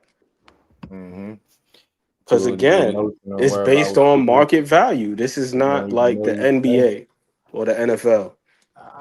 Yeah, right. I hear you, Cuddy, man, but think about how emotional people be and worried about their business and they don't even know them, no. You get what I'm saying? Think about how emotional people be ready to threaten, drop addresses and all that. They be emotional and worried about the fighters. They don't know these fighters personally, but they talk like they do. You get what I'm saying? They talk like they do, but they're not above being emotional or showing emotion. They put their blood, sweat, and tears into this shit, and we'll get up here and dismiss every ounce of work that they put in because the moves wasn't something that we wanted to see when we wanted to see it, or we can't dictate the moves that these guys make. So we have a tendency to dismiss everything they've accomplished up until this point. You hear Tank speaking about it. Now you hearing Shakur, you hearing fighters. Terrence Bud Crawford felt like he been slighted his entire career. And the truth is out there, they still slighting him. You got people saying he just now getting his just due. You get what I'm saying? Which is insane. The man been world class for years on end, fighting title fights since 2014. Not to mention undefeated as a not only in title fights, but as a professional. 20-0, 15 KOs, all them different championships, 5 different weight classes. The shit goes on and on. But at the end of it all, fans just don't appreciate the sport. You got too many people that's here just to have an opinion. That's why the conversation and they talking points is always surface level. You can hear it. Same stupid shit. You mentally weak. He a bum. You manufactured. This is the shit that they're talking about, you ignorant boxing fans. You can't fight. You not in shape. You can't throw hands. You can't knock shit out. You get what I'm saying? You ain't giving up all types of size, height, reach, weight advantages and going out there smoking shit just for somebody to tell you ain't did nothing because this guy is trash. Miss me with that shit, man. They not oblivious to that shit. They see it. It comes like in waves. Like it's all over. It's constant toxicity, man. Boxing is toxic on Twitter. All they do is take shots at the fighter, argue, call these dudes out their names, bums, clowns, you soft, you this, you that. And these is coming from guys that I know for a fact can't fucking fight, bro. That's what's wrong with the boxing community. Y'all the fucking problem. Y'all that spend y'all days slandering the boxers. Like I said, I'm still issuing the challenge for anybody that want to accept it. Talk boxing on your platform for a week without slandering these fighters. Didn't miss me with that day emotional shit. You damn right. It's my career. Put my blood, sweat, and tears into this shit. I've been fighting since some of these dudes 5, 6, 7 years old, all the way up into now, late 20s, early 30s. And y'all out here talking about who's mentally weak. You could never last 12 rounds, man, from your position. Think about what it takes to do this, and you'll reassess your weak ass opinion on trying to be overly critical, overanalyzing every little thing with these guys. They can't lose a fight. Guy can't even get fucking punched in the face. Dude can't even get a fucking black eye in sparring, and we losing our minds. He got exposed to sparring. He got a black eye. He getting his ass beat. Lets me know right then and there you ain't never been punched in your face with no glove. You know how easy it is to get somebody a black eye with a damn boxing glove, bro? With a clean hit? Ain't even got to be that hard, bro. but we'll make a spectacle out of it and tear a dude reputation down. I've seen people tear a guy down for seeing about, I don't know, what was it, 19, 20 seconds of a sparring where you ain't even see a punch thrown. I seen a guy get dragged. You ain't seen a single solitary fucking punch get thrown. And then people just added all this imagination to the shit as to what happened, how this guy got this done to him. I'm like, yo, you cannot make this shit up. And y'all wonder why boxers like, man, we doing it our way. Don't tell me I got a chance to make the most money in the world. You telling me not to do it with these ungrateful fans. Not the ones that show up, but it's those voices, those ungrateful voices get real loud after a while. Them shits get real loud, man. People just, they need to have a negative opinion on some shit. And I'm telling you, as fighters, they get tired of it, bro. They get tired of that weak ass shit. Telling you, man. That's why I say boxing need more supporters and less critics. Everybody's a critic nowadays. People don't even be qualified. Dudes out of shape can't run a damn lap, let alone a mile. Talking about who's a bum, who got exposed, who can't do this, who can't do that. Miss me with that, bro. These is world-class athletes 9 times out of 10 that we talk about, and we be shitting on them. I ain't never going to stop fighting this fight, bro. When they stop shitting on them, I'll stop talking about it. This is why they respond this way. All I'm saying is, yeah, you could say they sensitive, but it's their careers that you talking about. Think about it. If somebody came to your job and criticized you about how you working, you will be ready to flip. You know you bust your ass at work. And say your boss come from out of the office and tell you work harder or you ain't done enough. Call you in the office talking about what you ain't done. But you know full well your boss can't even do your job. You'll be pissed off. You'll be ready to throw hands, man. You'll be ready to quit and get the hell up out of there. Ain't no different with boxing, bro. The principles are the same. People get tired of all that shit knowing it's coming from people that can't do this shit. So, yeah, sometimes they'll block it out, but sometimes it'll piss them off. It's what it is. Get what I'm saying? Everybody can't block that shit out. If not forever. You after a while, don't give a damn how good you are. You're going to hear that shit. You're like, damn, this is how they talk about me? I've been doing this shit all my life. He can't fight. He can't do it. He out of shape. He can't breathe. You get what I'm saying? Like, bro, come on, man. This dude falling asleep, man. Come on, man. Like, come on. You got all these wild ass people with all this crazy ass criticism for some shit that you can't do. And don't give me that, oh, I ain't an athlete. Well, stop talking like you want. Stop dragging these dudes down like you can get in there and do what they could do. Nah, you ain't mentally cut out for this. Just get out the game. Just retire.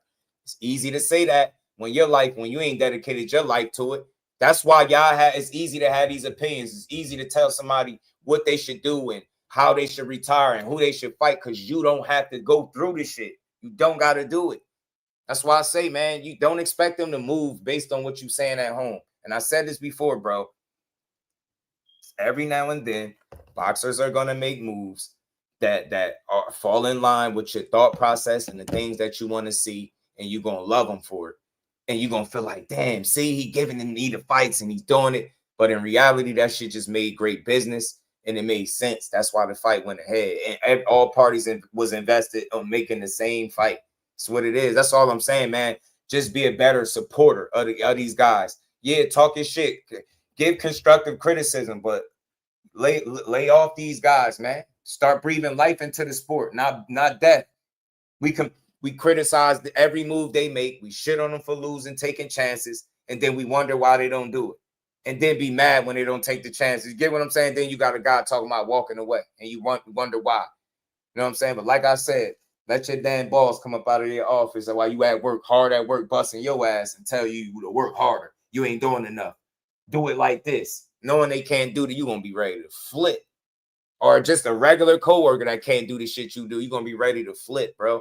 And that's just the same, man. These fans, like, be so invested that we forget to have any type of integrity with our talking points. We forget to take our respect with us everywhere we go. We just like, nah, let me just talk crazy. That shit ain't it, bro. That's not it. And I find it very impossible to believe that all of the toughest people are now on the internet and boxing chats on YouTube, Instagram, X, all this shit. Like, nah, man, let's get back to boxing. Let's get back to breathing life into the sport, building these fighters up, supporting them when they take chances, win, lose, or draw. Let's get back to that shit, because as much as people like to bring up the glory days, well, the support was different too. know what I'm saying? All that senseless trolling. Remember, they said they wasn't protecting O's back in the day. Let's get that. Let's usher that era back into boxing, where we ain't valuing O's. We don't care. We valuing fights. We valuing fights and guys standing on business and guys showing that they great. Bud Crawford, you get what I'm saying? Shit like that. Get what I'm saying? Guys that's able to change their people's lives, man. These are success stories. We should breathe life into that shit. Stop being petty, arguing about what matchup you not getting all the time. Yeah, every now and then you're going to be mad, but it still ain't worth the time that people spend shitting on these guys. And then you wonder, like I said, why they doing them. Why Tank is in interviews talking about, I don't know, you retiring, you giving us these other fights? Man, I don't know, man. I don't know what I'm doing, man. I'm just doing me right now. And you wonder why. No, it's because he's soft. It's because he's mentally weak after 31 fucking fights. The nerve of you fans, bro.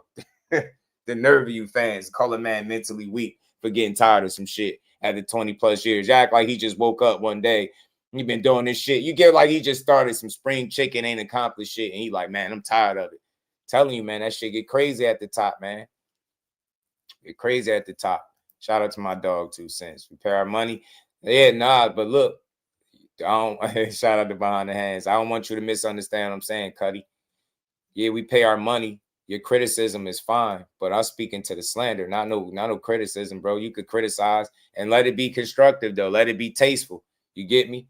Why I gotta be the disrespect? Why we always gotta go far left on these guys? You get what I'm saying? Imagine we can't control what these dudes do. I can't stress it enough. You just can't. You can't do it. So being mad is just pointless.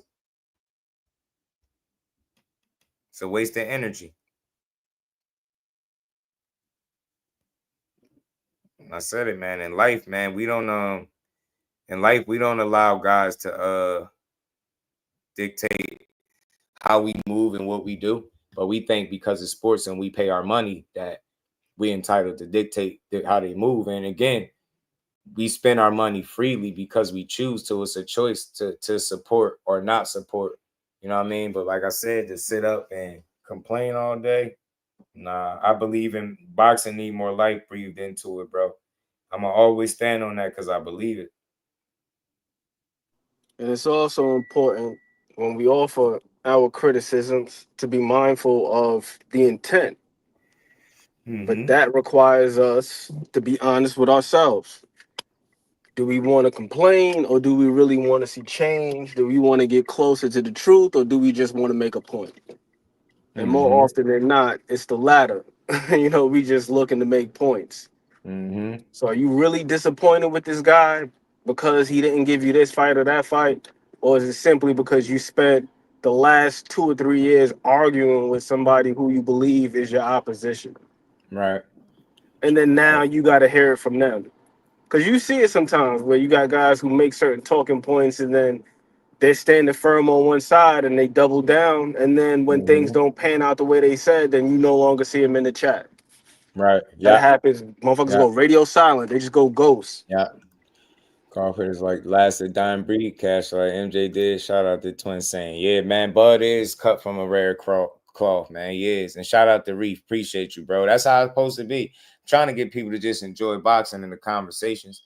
Yeah, and I want to be clear. I got to keep saying this because people always get it confused. I will never tell somebody that they can't have a criticism, but it's slander that I'm speaking to. And that's where we cross the line. Like, you don't hear these dudes get, some guys get a little sensitive over some little fair criticism, but more times than not, it's over the top. Like, we've gotten to the point where we've made it normal to disrespect the women in boxing. And it's be coming from men. I'll be watching this shit regularly on Twitter. Like, damn, like, when did we get to this point? You know what I'm saying? When did we get to the point where we just slander, you know what I mean? And going at the women in boxing. So it's a strange space, man. Like I said, boxing need more support, more educated people speaking on it, and more people that overall love this shit, right? I don't hear enough of that. You know what I'm saying? I hear a lot of opinions and feelings and shit, but I don't hear that. I really rock with this shit, man. I don't hear enough of that. Undisputed is hot garbage. That fight, that game. Broly, my guy, what it do, man? Still play fight that champion. I'm telling you, man. Undisputed is decent. The beef that I have with Undisputed is the weave system. Like, I wish it was more like Fight Night, Yeah. Because fighting that, I feel like they perfected it. The ability for you to change levels and throw punches. That's what I really loved about Fight Night Champion in particular. Like you could be low and throw high. You know what I mean? Right. Yeah. And Yeah. I once know of what them, you're you talking can't do about. that. And you can't do that in Undisputed. Kyle's Like stupid. defensively, you can't stay in the crouch position and move your hand from side to side. It's like these big sweeping movements. So it feels like you don't really have too much control over the upper body. But the footwork is great in Undisputed. That's one thing I do like. The footwork is great in that game. Mm-hmm. Better than nothing. Yeah. Yeah, nah, man. It's not about hype trains, man, but you'll jump on a hate train though, won't you? You'll jump on a negative bandwagon in a heartbeat. That's why I say some of y'all, I'll be paying attention. I'll be seeing y'all in here. Most of y'all comments are all negative concerning boxing. It don't matter what topic we be on. It's like always negative. So you are a person that don't enjoy the sport at all. If that's how you look at it, if the glass is always half empty with you, you're not going to really like it over here.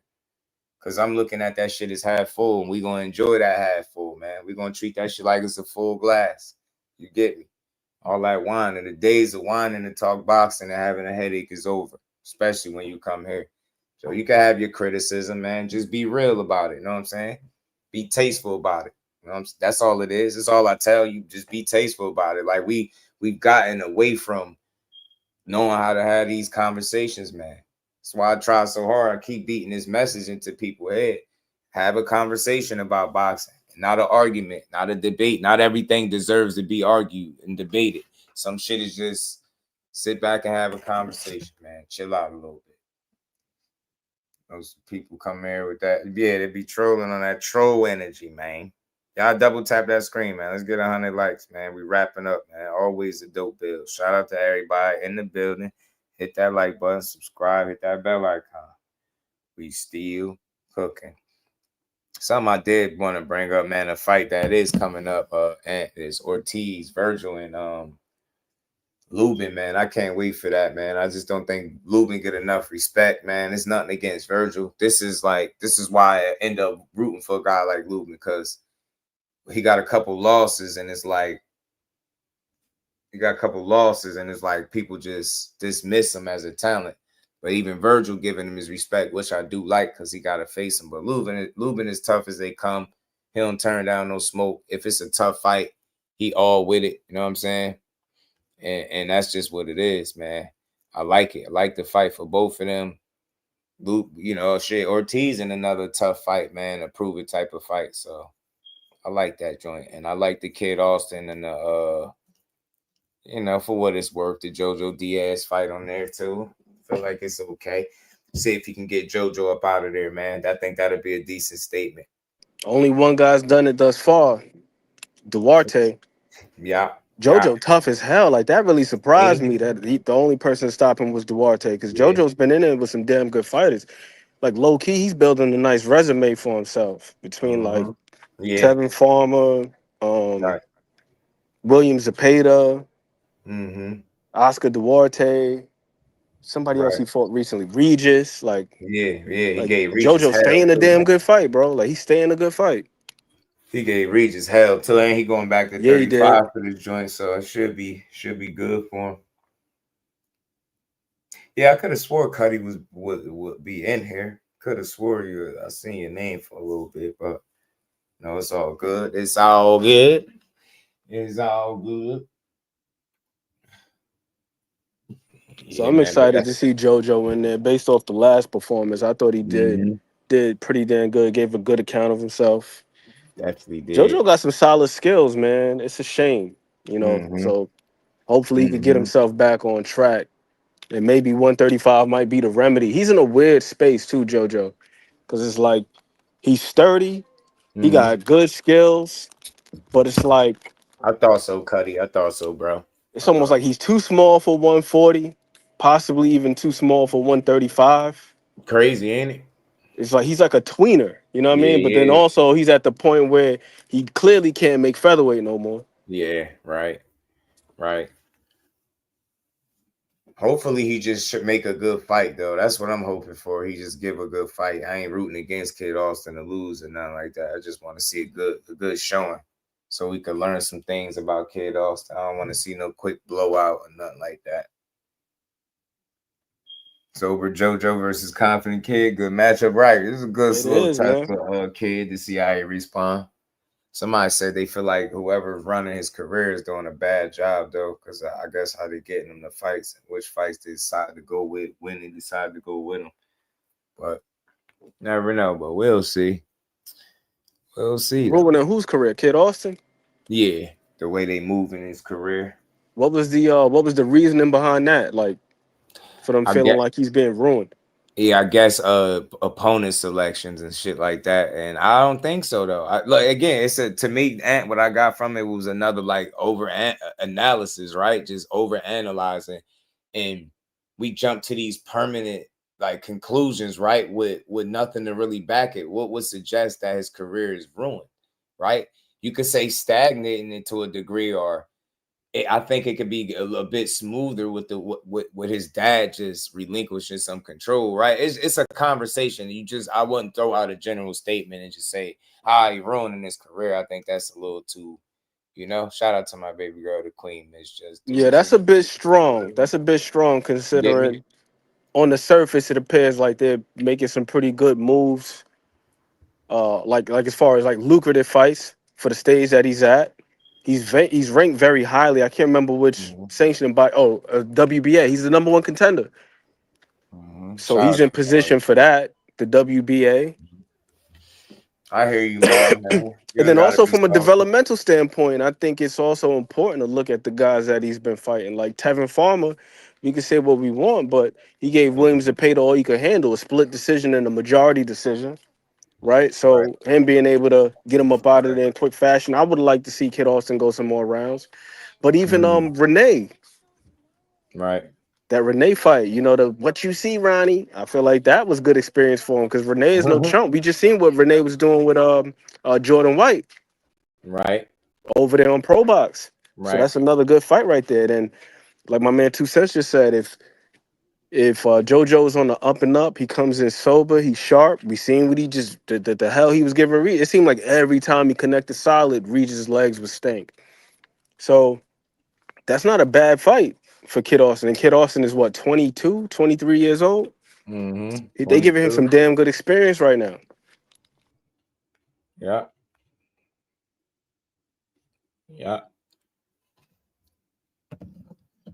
Hell yeah, Garon was tough. Yeah, I double tapped that like button, man. And man, shout out to everybody rocking out, man. Another dope build. Good Friday. Another strong week of boxing builds, man. I had an interesting week, man. This was fun. There was a lot to talk about this week, man. It's gonna be some more to talk about, I'm sure. There's some things that I kind of left, but being that it's Friday, it's late. About to go get to the fan, man. Enjoy the rest of this Friday, man. Shout out to everybody that continues to support and rock out with your boy, man. We appreciate y'all, man. Make sure y'all double tap the screen too. Hit that like button. Shout out to my brother Ant McQueen, my dog, son of God. Well, appreciate you, family, as always. This has been a good week, man. We just want to keep building on this boxing, man. I want to keep seeing good news, more news. Hopefully we can get that fight. Yeah, hopefully, Keyshawn and Kid Austin to be fun. Appreciate you, Ant. Appreciate you, my guy. Much love to the professor, my guy YSM, my dogs in the chat, man. Reap, Tay, Broly. 2 Cents, Mike Kirkland for Good Boxing Talk, always supporting the grind. I hope you got your shirt too, because it was supposed to be there too. Man, much love, man. Appreciate everybody that continues to support the grind, man. Out to my guy. Much love, man. Let's keep building up the sport, man. One brick at a time. Shit. Oh, okay. Mike be out. Let me find out. Mike a Rolling Stone. He be everywhere. Shout out to my brother Mike Kirkland, man. Just because I know you waited patiently, man. Shout out to you, Lisa, my dog Ace, Shadeja Green, man. Hopefully she got hers. Tell me to reach out to her and ask her, man. And y'all just keep supporting. We're gonna keep building. If you ain't double tap your screen, make sure you do. Hit that bell icon. so you can be notified. Make sure you sub to the channel, share the stream, and we're going to keep building, man. Y'all make sure y'all enjoy the rest of this Friday. Much love to everybody in the building, and I'll see y'all tomorrow.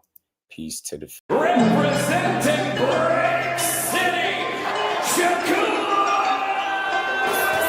Finding those levels, too. Look at that four-punch combination. It's a masterclass right now from Shakur Stevenson. That's what you're seeing. A masterclass. And Shakur meeting them with straight left hand. Oh, there's a knockdown scored with the left hand.